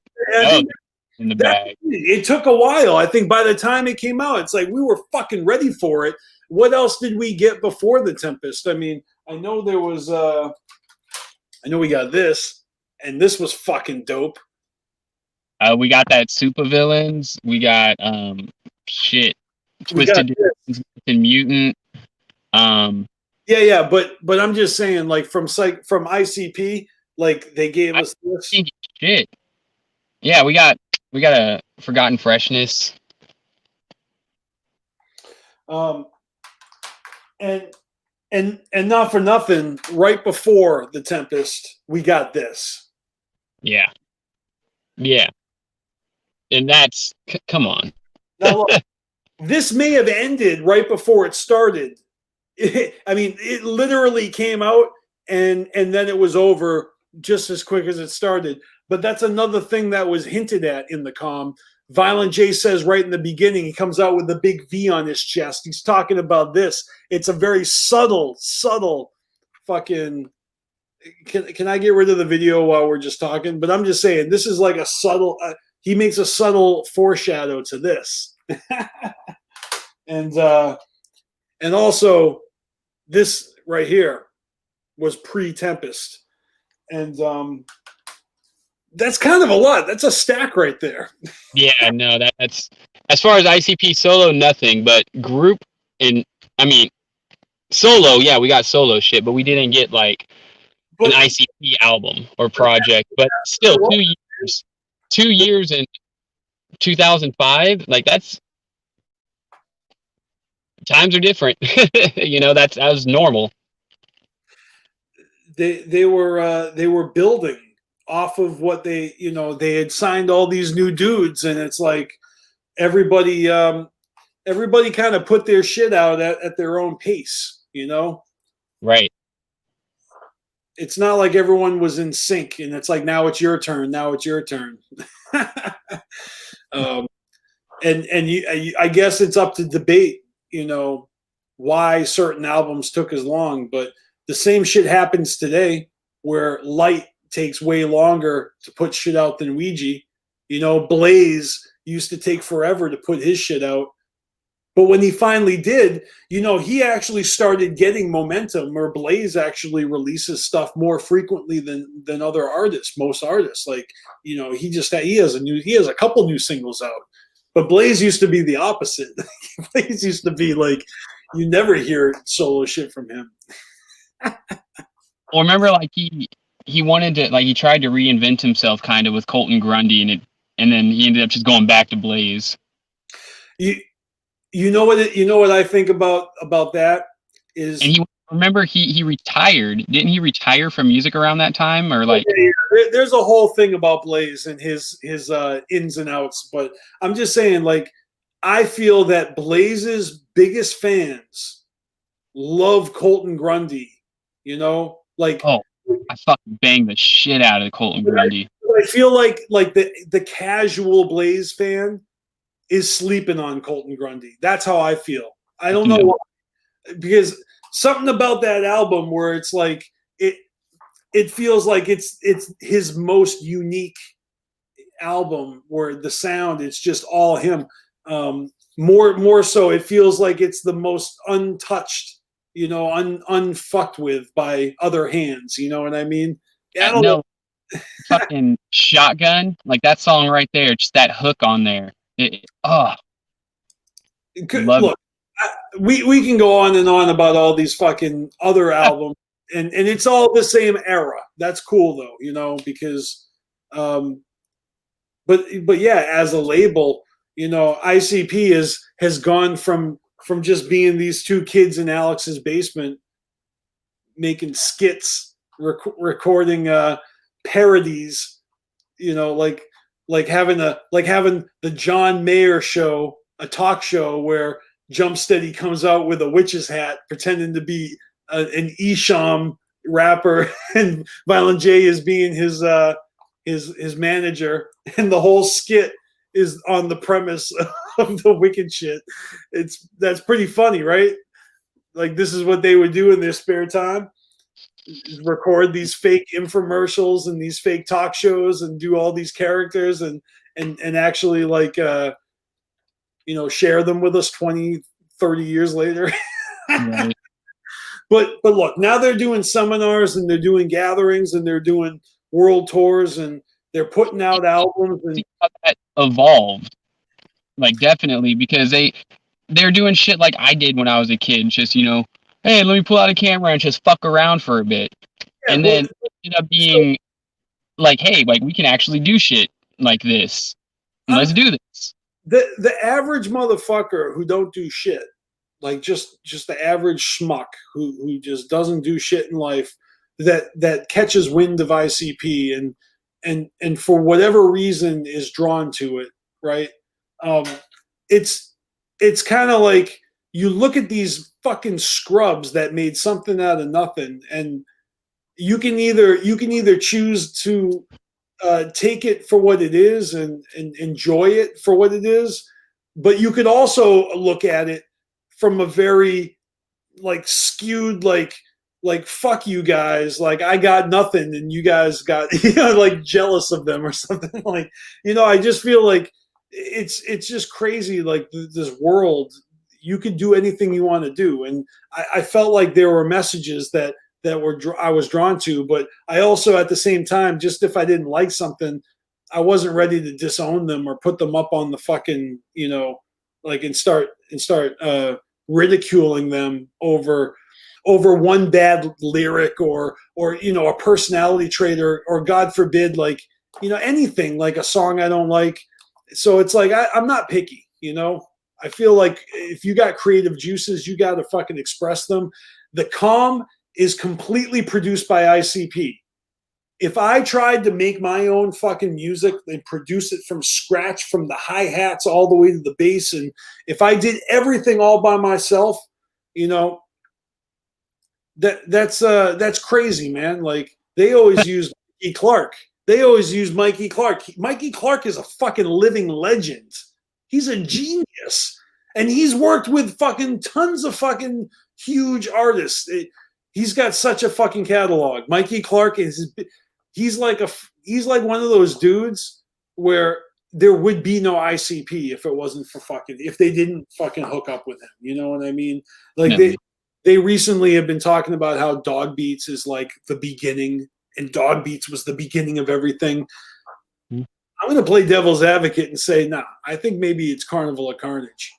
But then again, I mean, Inner City Posse has the Dog Beats and Life at Risk. And I mean, yes, Dog Beats is the fucking jam. I can't deny that. But can you really deny Mikey Clark? His impact on this whole thing. So the Calm is like no Mikey Clark. I mean, fuck, the Sixth had no Mikey Clark. Who saw that? Who saw that coming? Like, who saw that coming, man? In a perfect world, we should have seen Mikey Clark go fuck from the Sixth and beyond. Instead, that shit ended right after Bizarre Bazaar. This was Mikey Clark's like final opus with ICP. What probably happened there, if you think about it, what probably happened there was he signed up to do one last album, and then they threw this in there, this double album. Let's throw this in the mix. We're gonna do this. What the fuck? Yeah, but I know that right after this, you know, Dark Lotus came out, and Dark Lotus has no liner notes, has no credits. It's completely black with, I don't know, like hieroglyphics, pyramids, like, so there's no information at all to give credit to Mikey Clark or to give credit to whoever the fuck else. And I think he was pissed about that, either not knowing, Ninja's not being able to know which one is him. Like, I don't know. I see. I'm trying to put myself in his shoes because I don't remember if he actually articulated this. But hear me out.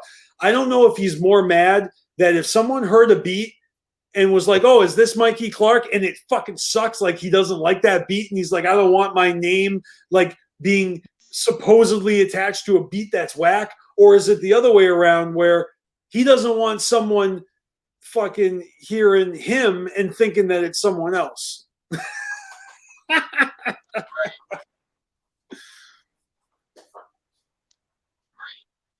No, fast forward a few years to era of the calm. We get supervillains, right? Right. What happened with supervillains? Wasn't it the same shit with Lavelle? What do you mean the same shit? Open up, look at the linear notes. I thought I remember them like not giving proper information in the linear notes, and that being a problem with Lavelle. Oh, let me see. Hold on. God damn. I haven't taken this out of its case in fucking years.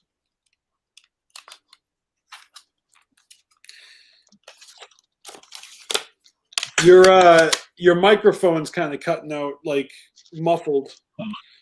Holy shit, this is not no information. This has like tons of information. But it's does not it actually have information on the songs? No, it's like Mr. Hart's super abilities and special weapons and equipment and his known weaknesses. Like, it's all this it's all this role playing shit. Like, yeah, but where's actual info on the songs? all right, hold on. Over here it has his alter ego, his real name, his aliases, his place of origin, his known relatives, his known associates and loyalties. It's got hair color, eye color, his height, his weight, and his approximate age. Of course, this says unknown, but and there's literally a chart, which Those are set up like the old X-Men trading cards. Yeah, but right here, this thing right here. Do you see this? Yeah. That is straight stolen from X-Men. They had the trading cards and they had that same fucking setup with the stats. This little graph right here, this chart is strength, intelligence, charisma, wisdom, dexterity, resources, close combat, and range combat. And it's literally the same shit. I wish I had one of those cards in front of me. It's literally the same fucking stats. Dude, look at him. All those fucking stats, and he's got all these bitches hanging on him. And yet this is the guy that was excommunicated with like dishonorable no mention. And he's the first page. He's the first page, so you can't get rid of him without losing the cover. Yeah, but actually, like, look at it. There's like no actual production credit. Yeah. Everybody is the same. It's Mr. Diamond. It's Mr. Spade. Hold on. There's one page after all this, and it's a promo for this. Oh, priceless. Okay, and yeah, it says okay. There is some information though. Okay. Does it actually? Can you read it? all songs. Yeah, it's just all it says though is that except for the Okay, Polar Bear. all scratches and cuts to Mr. Club. But It's- see, so this is the issue. Lavelle, Everything was made by the supervillains, and then one name, Polar Bear. but then it says the scratches and cuts are by Shaggy, but it doesn't say who actually did production. A lot of those songs are straight up Lavelle beats. It wasn't Right here. It says recorded and mixed entirely by the supervillains in parts unknown. What else do you want to know? Is that not enough information for you? Fuck no. No, but I remember it being an issue because they mention, Mr. Club, right? Come on, Kelly, look at this last part at the bottom here. It right here. It says special thanks. Fuck the world. That's what it says. Special thanks. Fuck the world. And then it says nothing left to do now but wait for the heroes to show. So they're setting this up for something that never fucking happened. And I'm not trying to stir up old, like, ain't nobody got time for that. But I'm just saying this was a long time ago that something didn't go as planned. And who's to say that wasn't seeds to a future falling out? You know what I mean? I'm just saying, like, this was fucking 15 years ago. And Magic Ninja's only coming up on their 10th year anniversary in a little bit, I'm just saying. Ninja with a pencil, that's a good question. Was there anything ever actually recorded for SH? That's fuck if I know. I'm gonna say no, and the reason I'm gonna say no is because I feel like I've heard them been asked about that way back in the day, and they said no, and they even said, like, why the fuck are you guys upset about something that we didn't do when we're doing all this other stuff that's fresh? Like, don't you know what I mean? So I heard them say no, and I'm like, yeah, they didn't, and they're not gonna. I mean, if they would have recorded something, we would have had it by now. No, but I'm talking about like 19 years ago, Yeah. Oh no, okay. So if this came out 15 years ago, so it would only be like 14 years ago that they would have been asked these questions. But yeah, I remember them answering those questions. Maybe it was at Cave and Rock. They definitely said it's like around Wicked era when they talked. Right, Wicked. Yeah. Because they were like, look, isn't this good enough? New Twisted? Like, why do you, I remember they said this, like, why do we have to do this or that, like, and change? Like, wouldn't you just be more happy with just New Twisted? And I was like, yeah, just give us New Twisted. And, like, I'm not upset. Like, it's not like I need that supervillains gimmick. Like, I mean, that whole shit fell apart. I don't know. That's right, Shanzi. They did still drop those SH shirts. Callie, I'm going to grab something, but I'm just saying, right now would make more sense than ever for them to actually do that, because they've got the fucking balls to put out fucking, or I guess they're not putting out, they're putting out Riders tracks. They're doing Lotus shows. They might as well at this point, if they think that they're the good guys, put out a fucking superheroes album. Right. Straight the fuck up. If you guys are on that all high and mighty horse, then fucking ride it out and make a superheroes album to fucking solidify it. And then maybe ICP will link up with Isham and Big Hoodoo and give us a fucking Supervillains 2.0. That would be fucking awesome. Come on. Pull Lavelle out of retirement. And I was like, all right, I know you're there. Replace him with Big Hoodoo. Did you hear what I said? I heard that. I think that makes sense. I think that's the move. All right, so speaking of all this, remember as well, there was big falling outs during this era. This was the era that Alex Abyss left. We had Esham dropped his last album with the label, left. Lavelle left. We had ABK leave. Twisted almost broke off and made Magic Records. I mean, there was a lot fucking going on. We around this time, this was when we were getting like A and B was coming into the mix, correct? Mm-hmm. Like they were just ready to like come into the mix. Yeah, I forget what year their album came out, but it was definitely this era. Yeah. I mean, that's an insane fucking time frame right there, everything that happened. You ready for this? All right, let's get it. What you know about this? Wow. What you know about this? No, I don't know shit, so why don't you explain yourself? Honestly, I don't even know where it came from. It was gifted to me by a Juggalo long ago. No yeah, but since we're talking about it, I have to show it, you know.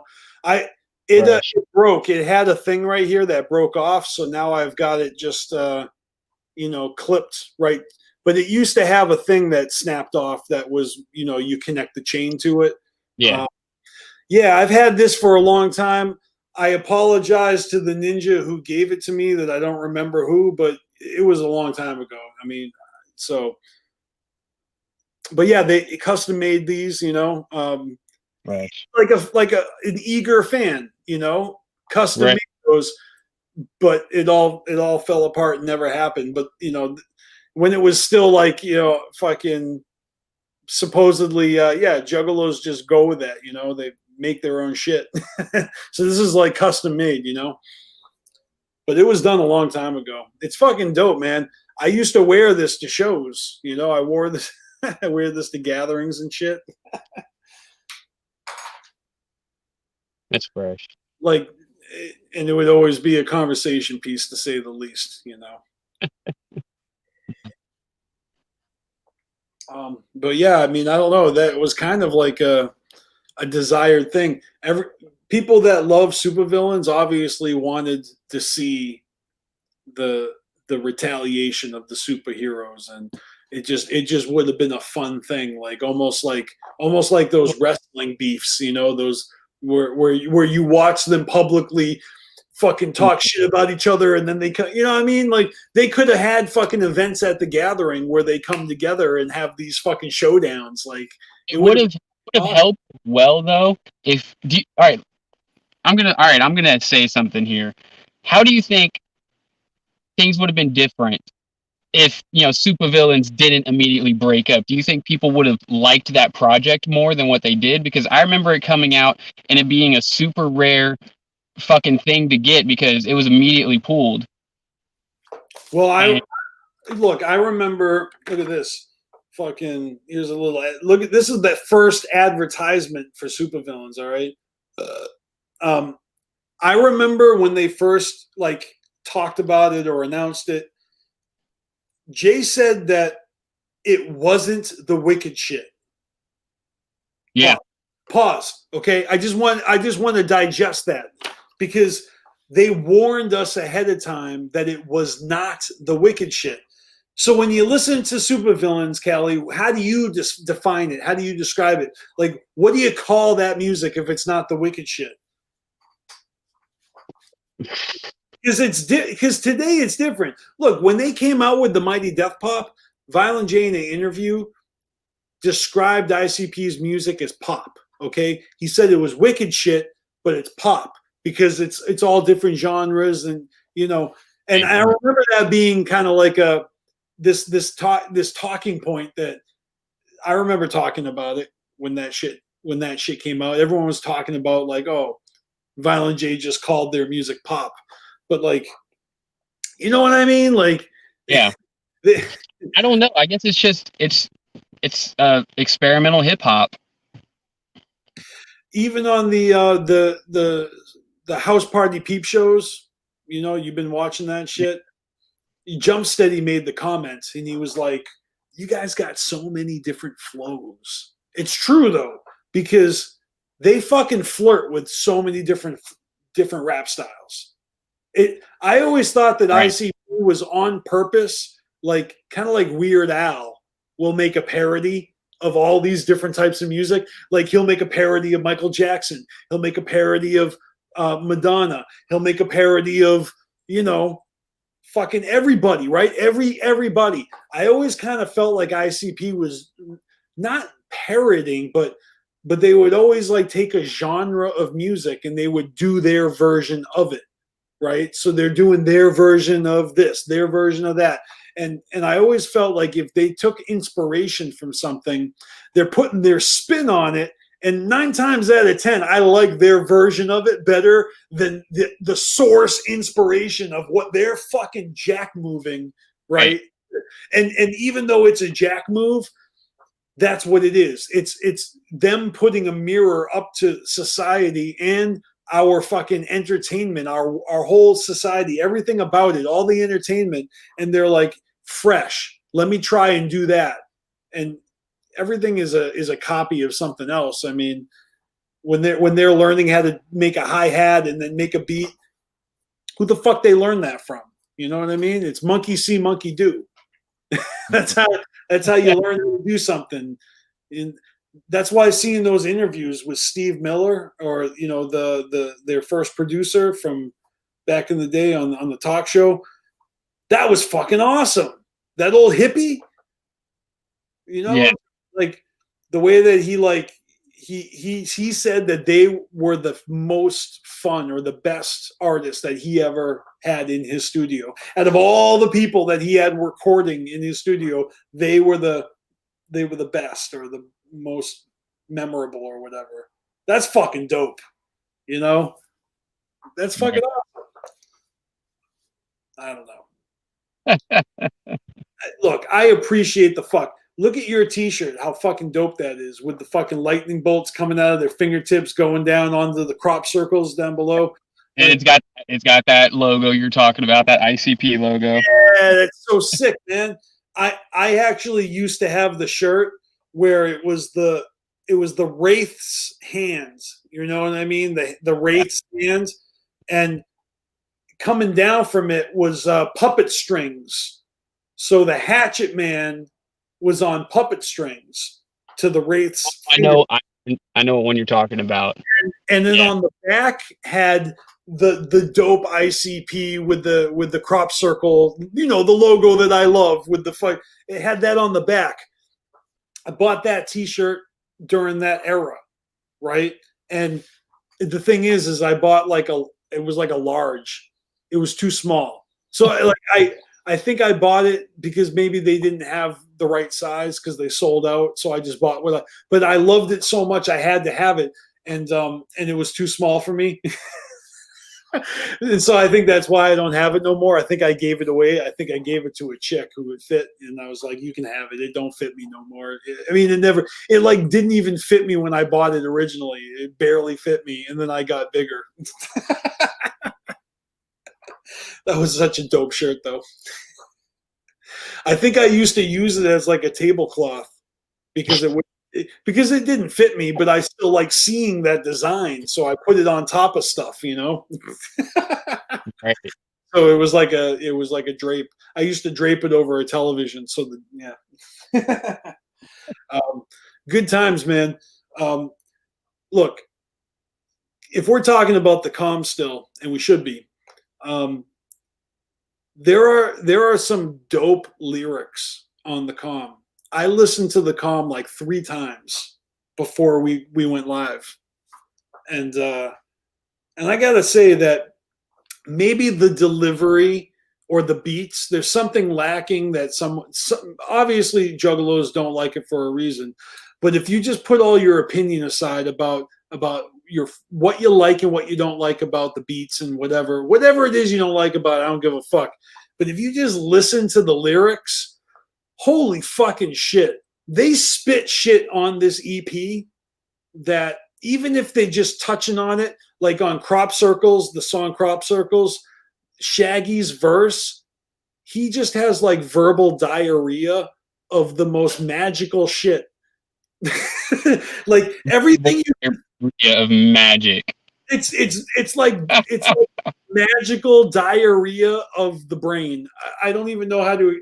That's everything from aliens to ghosts, Stonehenge. The way that he explains what he says, just the way that he fucking spits, and just creates this montage of images. The whole fucking song is dope like that, right? But Shaggy's verse specifically, I just was blown away by it. I'm like, people don't like this. People are fucking stupid. Like, this is so dope. Like, so dope. I have a really fresh verse on crop circles. Like, I went back and I've listened a few times. I smoke a lot of weed though, so when I'm in it and I'm listening to it, I know the lyrics. But what do you got for us?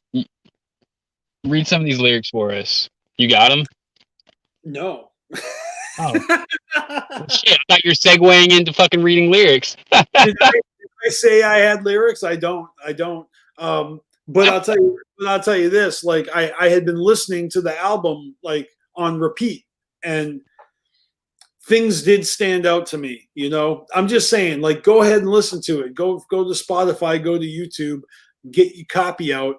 Fucking go revisit the comm and tell me that they're not spitting some fucking dope lyrics on multiple songs. I know that you've heard alternative versions of all the shit too, right? There's alternative version of I Like It Like That featuring Isham that I remember leaked a long time ago, but they might have released it since. It might actually be on that Raining Diamond CD, possibly. I could be wrong on that. I'm trying to remember. Like, this sounds vaguely familiar. But look, there are, and it's funny because if you think about it, they're probably recording a lot with Isham, right? Because he kind of got reintroduced into the fold right when the 6 came out. Because think about it, his little drop on the Wraith, I was on the first Joker's card and the last. He just had to remind us, you know what I mean? And then from there, now he's on like the Psychopathics from Outer Space Part 2, and now there's the Supervillains, and now there's Repentance, and it's like he's also got features on ABK's shit, right? Got his like reintroduction album come out, that like his greatest hits that never were hits, that has Violent J fucking narrating it. Acid Rain. There you go. So those little parts where Violent J would narrate Isham's story. If you think about it, Isham can't say that Jay and Psychopathic didn't do their part to try to push him. Like, God fucking damn, who else would do something like that? If that's what's up to debate, are we really debating that? I mean, that's old news, man. There's been so many controversies since then. Yeah. Just goddamn. Come on. They did so much for E. It's crazy, like how shit ended up going. Well, look, I don't know what the straw that broke the camel's back was personally. I don't know, but I remember that he left and then ABK left, like right afterwards, like real soon afterwards, and it kind of felt like everything that had been building up started to fall off. You know, starting with Expectations and then with the new side project that was like, oh, so what are they going to do here? We're going to get superheroes, and all of a sudden it was over. Also, there was a change in management at this point. This is, here recently, like during the Peep Show, they've been talking about Alex lately, and this is that era. Is that coming up on our seminar video? Is that, are they going to talk about that in part 3 or? They talk about that. I think they talk about the following year, the one right after. Well, so we'll watch that in the next episode. You know, exactly. We still got like 5 minutes left of this video, and then there's another 15-minute video. So if you want, we can go back into that anytime. I'm just reminding you. Go ahead and get it going. I need to grab a smoke anyways. Yeah, all right. I'll play that then. Let's see. The fuck? Go. But over the years, ICP has, we try to take our music different places. Like Mike P, he brought like from South Island, you know what I'm saying? He brought like a little bit of rock flavor into our sound, you know what I'm saying? You got Chris the Cat, you got E-Shot. It's not like Mike P was the first one to introduce a rock flavor into ICP's music. Just saying. That killer and shit, y'all feeling that?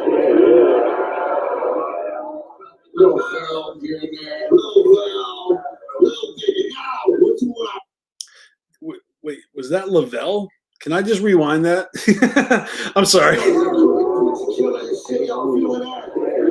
Crooked preacher killer. Little Val, here and there. Little Val, little Diggy. Lavelle. He just said Lavelle.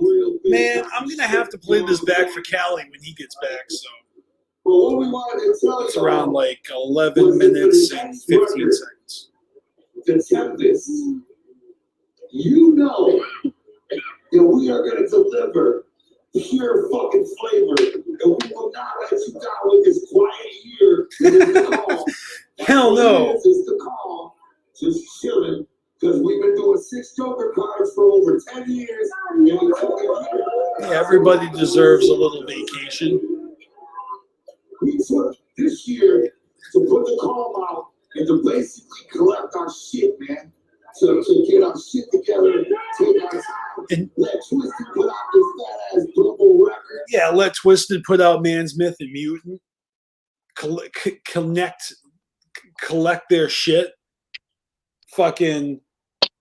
Like, why not? Like, release all the B-sides, put out all the things that didn't make it on a Joker's card. Like, I don't know why anyone would be surprised that that's the move. Put out everything that didn't make it on the Joker's card, except for everything that made it on Hell's Cellar many years down the line. Right? Like, some of the beats on Hell's Cellar were fucking a part of other psychopathic artists like Jump Steady's, Right.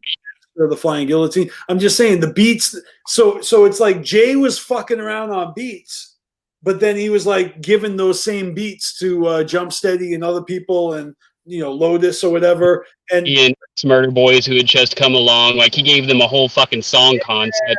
Yeah, exactly. And you know what? Like I remember thinking like that was something I liked about Psychopathic.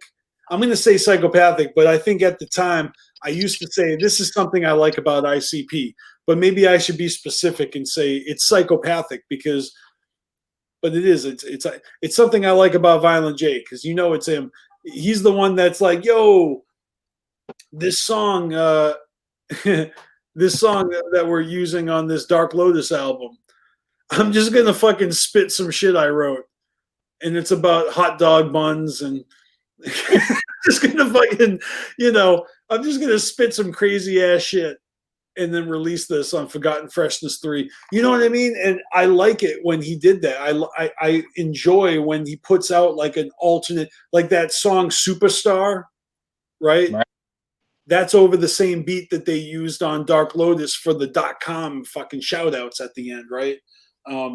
Right. So I like that beat has two different functions. It serves as a closer for fucking one of the greatest albums of all time, Tales from the Lotus Pod.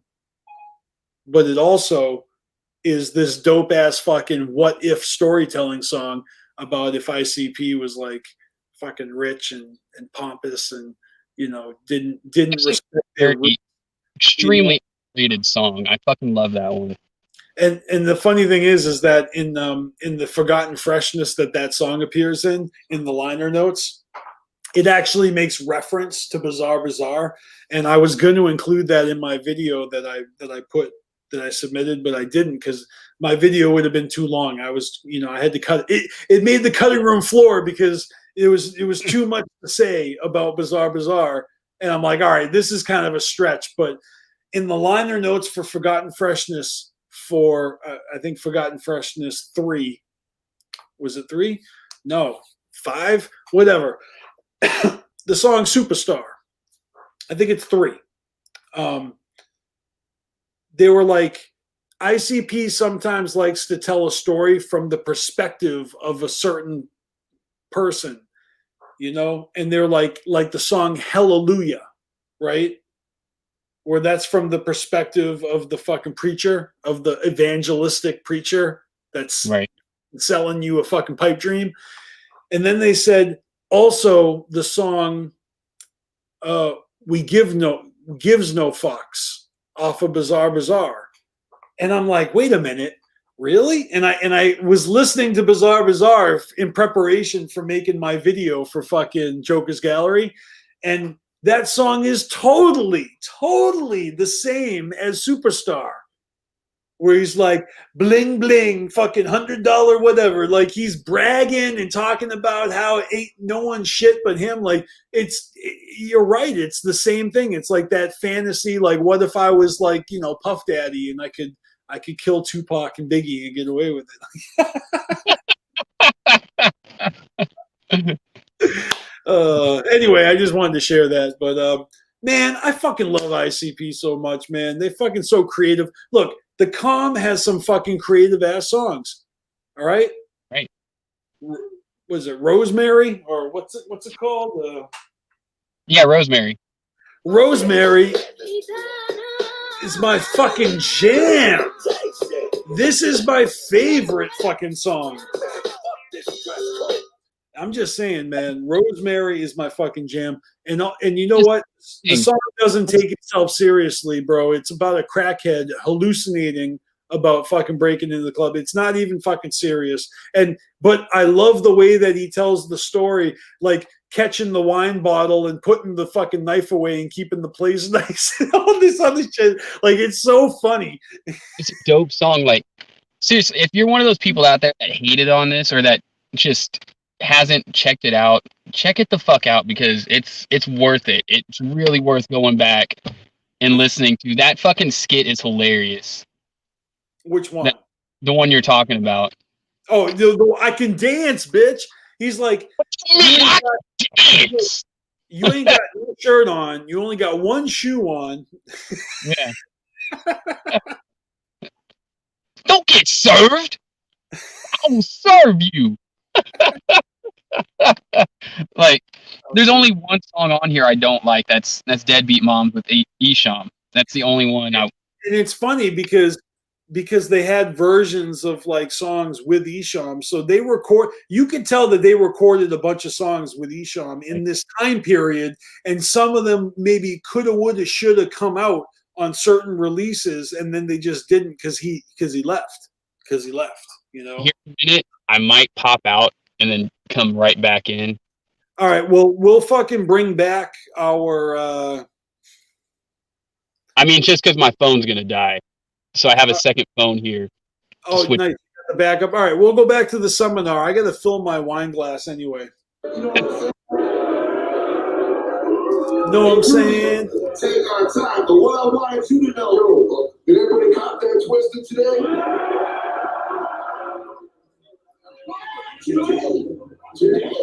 Today. Motherfucker came on today. Basically, all I was trying to say is that Insane Clown Posse's evolution, our story, is far from over. As a matter of fact, sometimes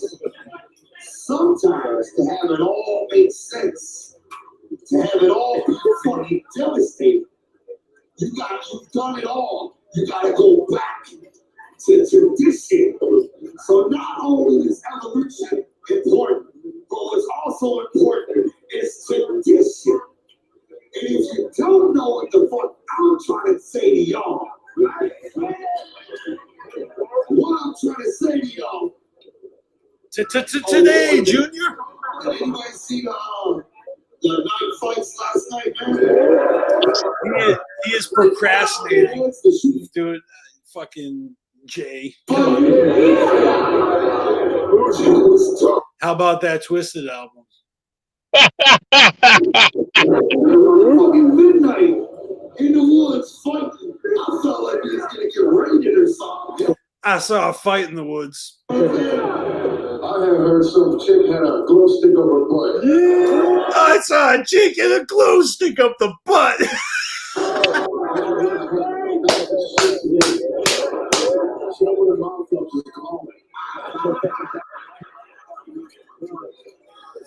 Can you stall any harder? I bet you he stalls through the rest of this fucking video. I'm just. Well, this video is gonna be over in a minute. So oh shit, he just said Charlie Murphy. We don't have part 2, right? This is part 1. We don't have. Side of the show right there. What? Does it show it like next to you right there? Up next? Oh shit! It is coming up next. Holy shit! Good eyes, Cali Green. That's why we keep you around. Okay. That's the reason. Dishing. We're talking about dishing. He's talking about doing the dishes. What? Tradition. Keep that shit in the kitchen. What we would like to do right now. Who put the chicken on the plate in the fridge? To let y'all know where we're going. Now that we work with all these various producers and shit, and now we do our own shit.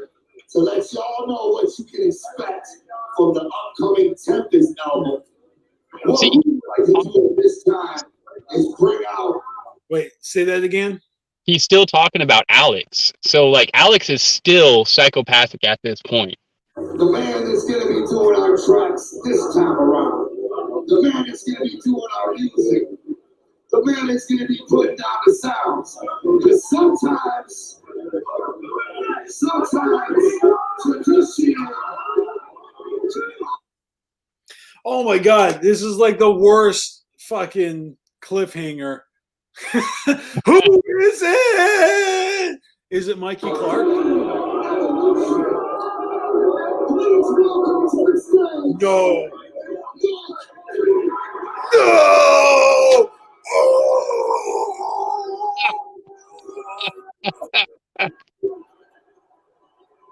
Everybody.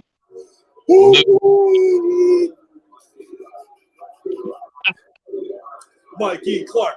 Mikey Clark, Mikey Clark, Mikey Clark, Mikey Clark, Mikey Clark, Mikey Clark, Mikey Clark, Mikey Clark, Mikey Clark. This is how I'd be at live shows, and then I go, all right, I gotta sit down for to watch the video to know to start that chant. You started it along with everyone without even pre-watching the video. Dude. It was that moment that you knew like shit was going down. Got some fucking flavor coming Is that Mikey Clark? up for you. This guy's the fucking master. So I'm excited to be back. I'm excited to be doing the next record, and we will not fucking let you down. Oh, did you see that? He just flung the mic like it was a fucking gun. Like he was Clint Eastwood twirling the gun out of the holster. Watch me do it with my wine glass. Just kidding. Seriously though, the amount of karma in that tent at that moment. Dude, so you gotta imagine that like it was the worst news to find out that he wasn't gonna be doing the 6th. There were these ninjas that actually made a fucking diss track to Mike P over the instrumental to Homies. Do you remember that, bro? And it was Juggalo phony. Juggalo phony. You'll never be Mikey Clark. Juggalo phony. Wow, I have not. Never heard that? I'm gonna have to look that up later. That's hilarious. I don't know if that's out there, but I have it. I could dig it up and find it, man. I have that shit somewhere on the CD. Like I remember saving it because that shit inspired me. That shit inspired me to put out Dear Joe and Joey. I'm like, I can't believe people will make a diss track about the greatest band ever. But this is different because this was a diss track about Mike P. Like these were some juggalos that felt so strongly about like it being a bad move to have Mike P do the sixth. It was a complete kickback, you know? It was crazy. Yeah, the fact that you don't know that, it makes me want to share it with you so bad. So I'm gonna find that shit, man. Like You're gonna have to find that and share that to me because I'm like the fucking Juggalo database over here, and to hear you saying that this song exists, I have to hear it. you know what? Just for shits and giggles, I'm gonna look for it on YouTube.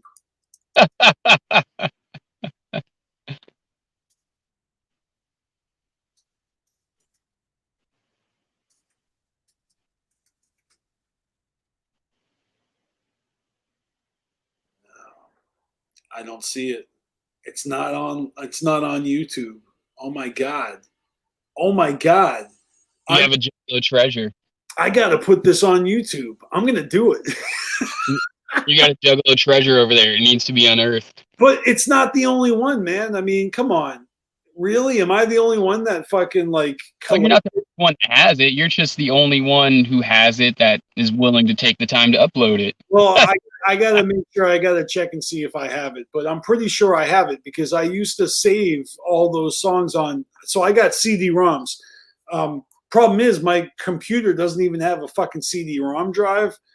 I gotta use my old computer to put them in there and then check. Isn't that shit crazy? I can't even fathom that. Like whenever I went to buy my laptop, I dug through every single one, and I think I literally had to ask. I had to say, "Hey, I need one that has a CD drive," and they looked at me like I was crazy.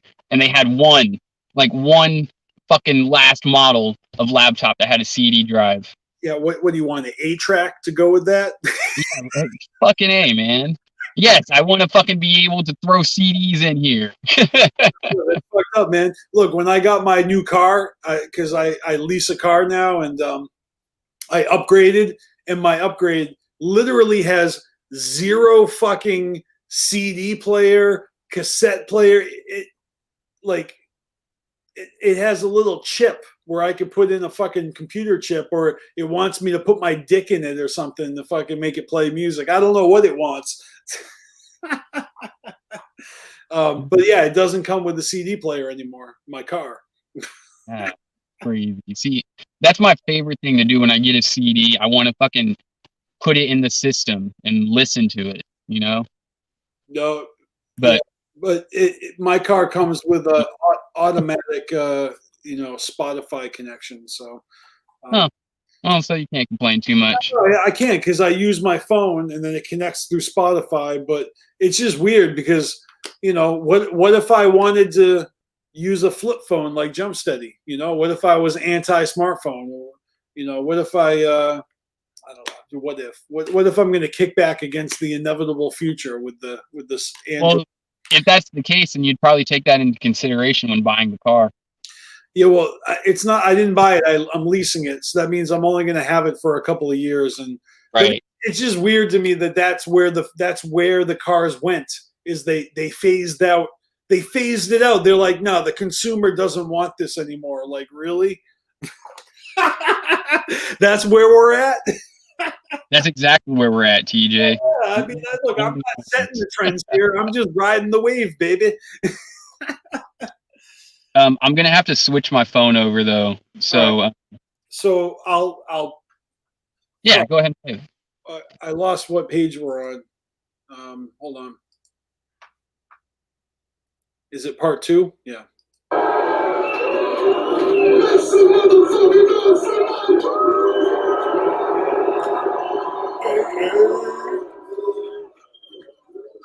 Sometimes tradition outweighs evolution, and in fact, freshness, and sometimes fun outweighs everything. I like that. I like that clip right there. Oh shit! I want to sample that. I'm gonna snag that and put it on Instagram.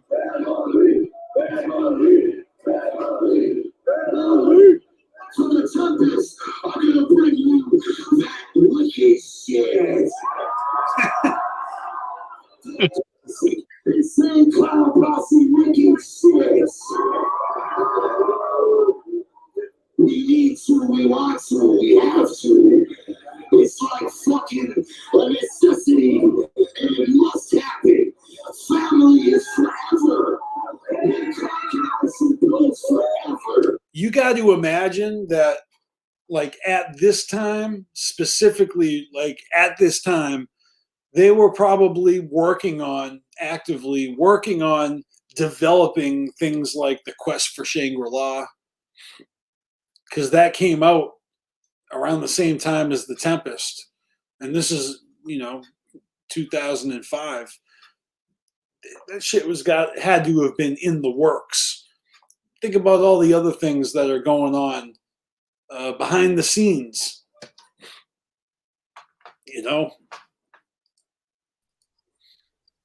What up, Callie Green? He's back. What up? He's back with fresh batteries.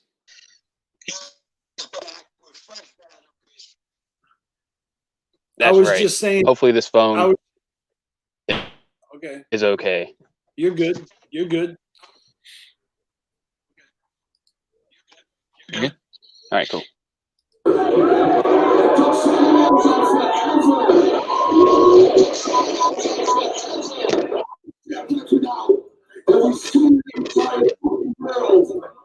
You motherfuckers had to know about it first, right here today.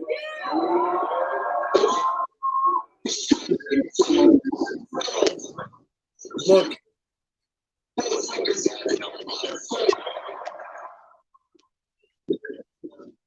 He was just saying that the Tempest. He was just saying that the Tempest was wicked.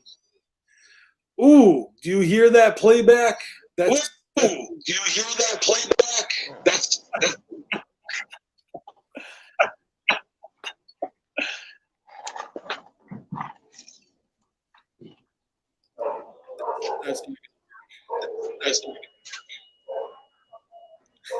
What the fuck? You got some headphones? You got some headphones? I do.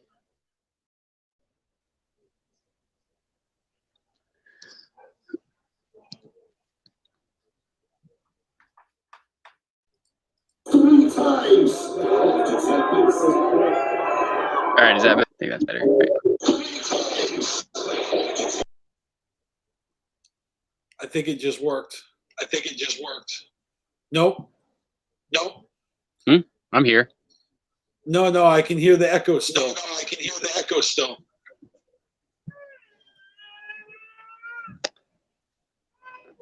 Hold on. Cue the baby. Is that better? No headphones? Yeah, that's better. I can't hear it now. We're good. No. Yeah, it's much better.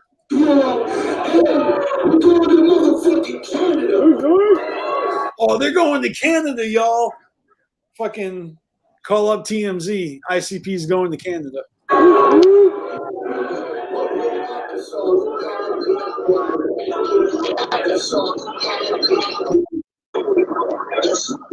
Uh-oh. We don't want to hear that. This fucking town is safe from our motherfucking avalanche of flavor coming at you in 2006. An avalanche of flavor coming in 2006. And that ended up being the avalanche, the snowballing of Axe Murder Boys and Shaggy Two Dopes. Fuck the fuck off.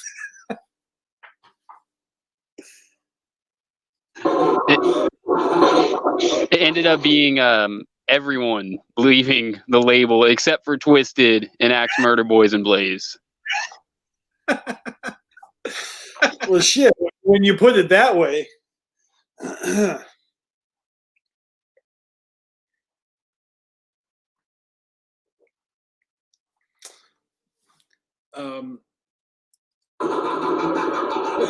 You actually know what the fuck I'm talking about. So motherfucking hard and direct. Sleep, rest, relax, chill this year. Because you can release your motherfucking energy when the clouds come storming to your fucking side.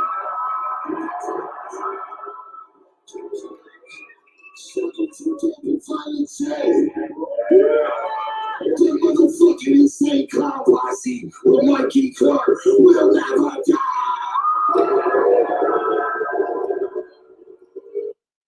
He's selling this as hard as I've seen him sell anything. Like he is pumped. He looks like he's in pretty. Oh.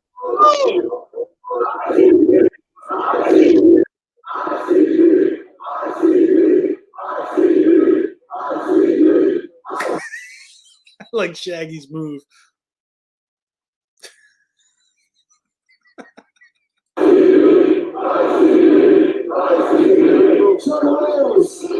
Thank you so much for coming together in 2005. Thank you for showing us all this fucking love for these groups we bring out here. Thank you for being the motherfucking dopest, for realest, extra specialist type of human being to have pumping your shit. You know, 5 Juggalos is worth 5,000 radio hosts. You know what I'm saying?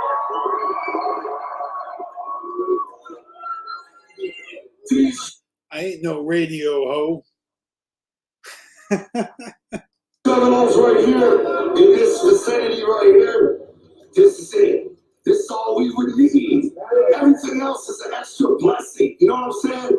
We just need to know y'all are listening, and we will bring it to you. You know what? I've heard them say that before.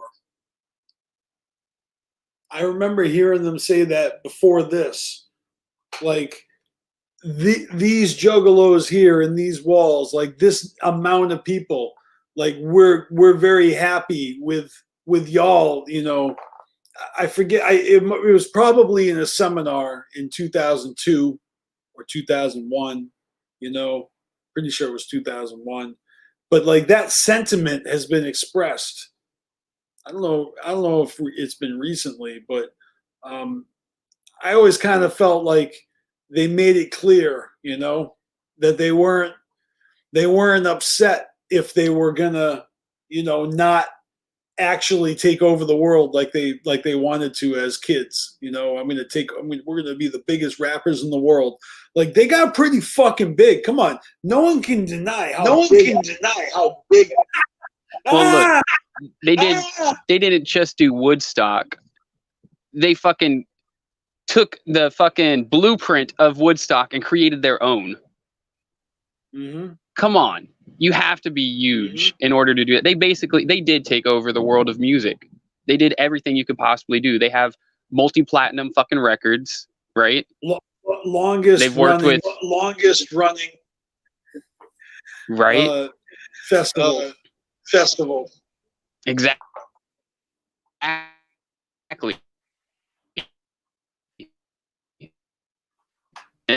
That's what I'm saying. The comp.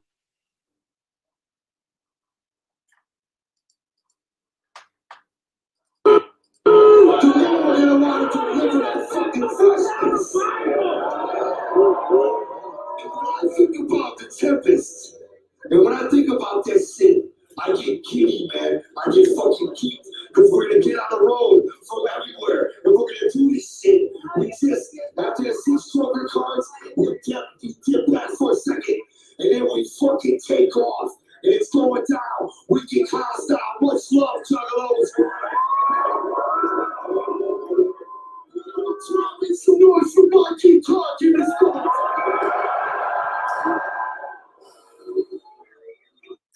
So really, I mean, it's like the rebirth, you know. They took a step back, and now they're going to take off again. Carnival Juggalos will see you tonight right before Twisted performance. And if anybody's thirsty, get your water. Oh shit! Now it's like a frenzy.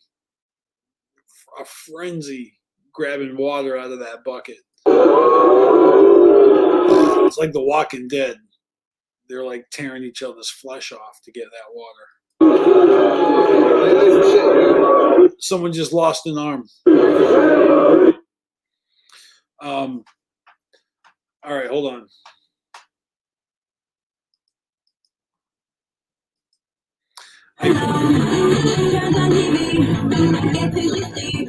What the fuck is this? I got another video. Oh shit. Oh shit. What you got for us? Don, what up, Gabe? What up? Nothing much. Just got Callie, you gotta change. Callie, you gotta change.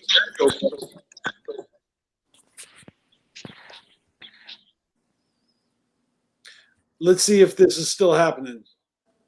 It's not. All right. What's up, Chaos? Talk to us while Callie's fixing his shit. Nothing much. Just got home from work. Nice, nice. Callie and I have been talking about the era of the calm. It was a good era.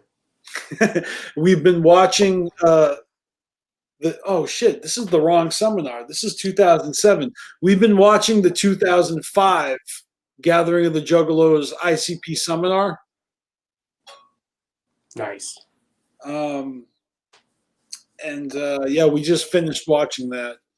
It was pretty fucking. I haven't watched that in a while. I know. Like we're kind of doing this specific, we're highlighting this moment in time. Memory lane, as you will. So, if there's anything you can think of off the top of your head about the calm, and if you want, I can refresh your memory because I got the playlist right here. But earlier I was saying that Crop Circles has got some pretty deep lyrics. Oh yeah, it's very Dark Lotus vibes to it. Yeah, totally. But also like the song like Off the Track and the first one, Rolling Over. I like how they're making songs about themselves. It's like autobiographical about how they're going into new territory, and it's almost like they're abstractly kind of expressing what it's like to kind of be free from the tethers of the six Jokers cards, and it's now it's like, hey, we can do whatever we want. I mean, little do they know everyone's going to hate what they do until they go back to their formula, the formula of six Jokers cards. It just, they were so hyped, and everyone was so hyped to hear that Mikey Clark was coming back, and then it was a very split down the middle of people liking it and not liking it. It was their least selling album to date at that point. Yeah. So I think that probably had a lot to do with them going back to the Dark Carnival formula. Because I think that one thing that confused people too is it was being advertised originally as this storm is coming, this storm, and then they do the eye of the storm. I mean, they do the calm with, you got this crop circle imagery and all this, and then we get a roller coaster. So it was a little confusing, I think, to a lot of people, and they weren't able to keep up with it. Can we focus on that for a second? Because you're right. That was the complaint I heard from a number of homies, is that they were expecting something more, and then it ended up being just a roller coaster. It's like literally what I've heard from so many people. And the way I see it now, I always say the Tempest is actually an exhibit of the Dark Carnival mythology now. I see it as like all the songs, I think I said this years ago on like previous hangouts, but all those songs that are about a specific ride, you know, that you find at a carnival, like you got that song. I mean, I know the EP is called The Tunnel of Love, right? But you've got the song like House of Mirrors or Fun House or Tilt-A-Whirl, right? Terror Wheel. What about The Amazing Maze, right? There's a bunch of them. There's even more than that, right? So I kind of always thought that The Tempest as a song is like perfect. It fits right in with all of those. It's The Tempest, it's the roller. In fact, it's such an epic part of a carnival that it deserves to have a fucking its own album titled after it. You know, that you definitely are onto something there, because what is like the big attraction, like the fucking roller coaster, right? That is your big carnival attraction, is your biggest ride. You see this right here? Like the fucking joke is that if you look closely, you see Jay and Shaggy's faces, and they are completely stone-faced, like no emotion. Well, everybody else is like scream. I know you can't see it, but everyone else is like, ah, and they're just like serial killer, deadpan, fucking mean mugging, looking straight at you, like creepy as fuck. This is fucking awesome, and it also is like reflective the way the you know, they got like the really nice fucking, it like shimmers. Oh man, like I was not disappointed by the Tempest at all, and I was actually kind of shook, like surprised that there were so many ninjas that were so butthurt about it. I was like, really? Let's bring it back though, because that's for next episode. Is it okay? Yeah, this phone is gonna die here in a minute. You know what? The third video we had is not even the right video. It's from 2007. That is the one we need to watch next time, because I think that might be. We'll talk about this. This is perfect. This is the perfect time to end it. Exactly. Because we want to pick up. We're going to pick up with some stuff that we already kind of touched on, but we're going to hear ICP talk about it. Alex Abyss leaving, Esham, fucking everybody leaving, new management, the Tempest. That's all going to be next time. Cool. So we're gonna do this again. Chaos, I thank you for joining us in the tail end, but you know, maybe join earlier next time. And everyone else watching, you guys are fucking awesome. But we're gonna sign off, and you know, I'm gonna get some dinner. Me too. You too? All right. We're all gonna get some food, and then after that, we'll fucking come back and do another video.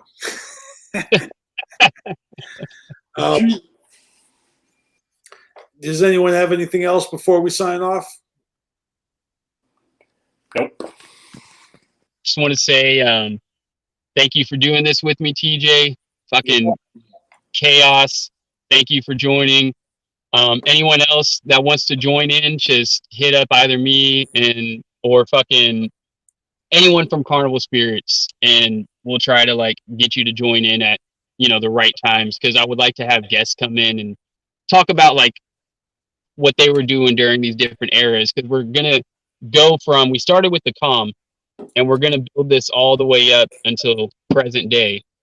So this is gonna be fun. Does that explain the title of the video? Because I remember the title of the video after Keep Calm and Ninja On cast. It says Juggalo AD. Which means after the Dark Carnival. Yeah, see? Chaos. Clever. Exactly. Chaos gets it. After the arrival of the Dark Carnival, it's the AD. We are talking AD format, because That's what clever. is the carnival? It's all fucking play on God, right? But that right there is nice confirmation, because we did not consult with Chaos. So if you got that on your own, that's fucking rad. Yeah, I got that on my own. Word. All right. Well, I mean, even if you didn't get it on your own, still, we're happy to explain ourselves. You Fucking. don't now you know. See, y'all, they didn't even have to explain it to me. I already figured it out. So I mean, and- about what we have planned, it's so dope because like I just said, if you don't know now you know, like we're gonna get to touch on these different like things that happened, and a lot of it you probably won't remember. So it'll be fun. it should be interesting because we could delve into the BC eras. You know. But yeah, anyways, that's fucking cool. You know, we're finding excuses to come up and fuck with YouTube again, and we hope to see you again next time. So I'm gonna sign off, and everybody else have a great night, and always remember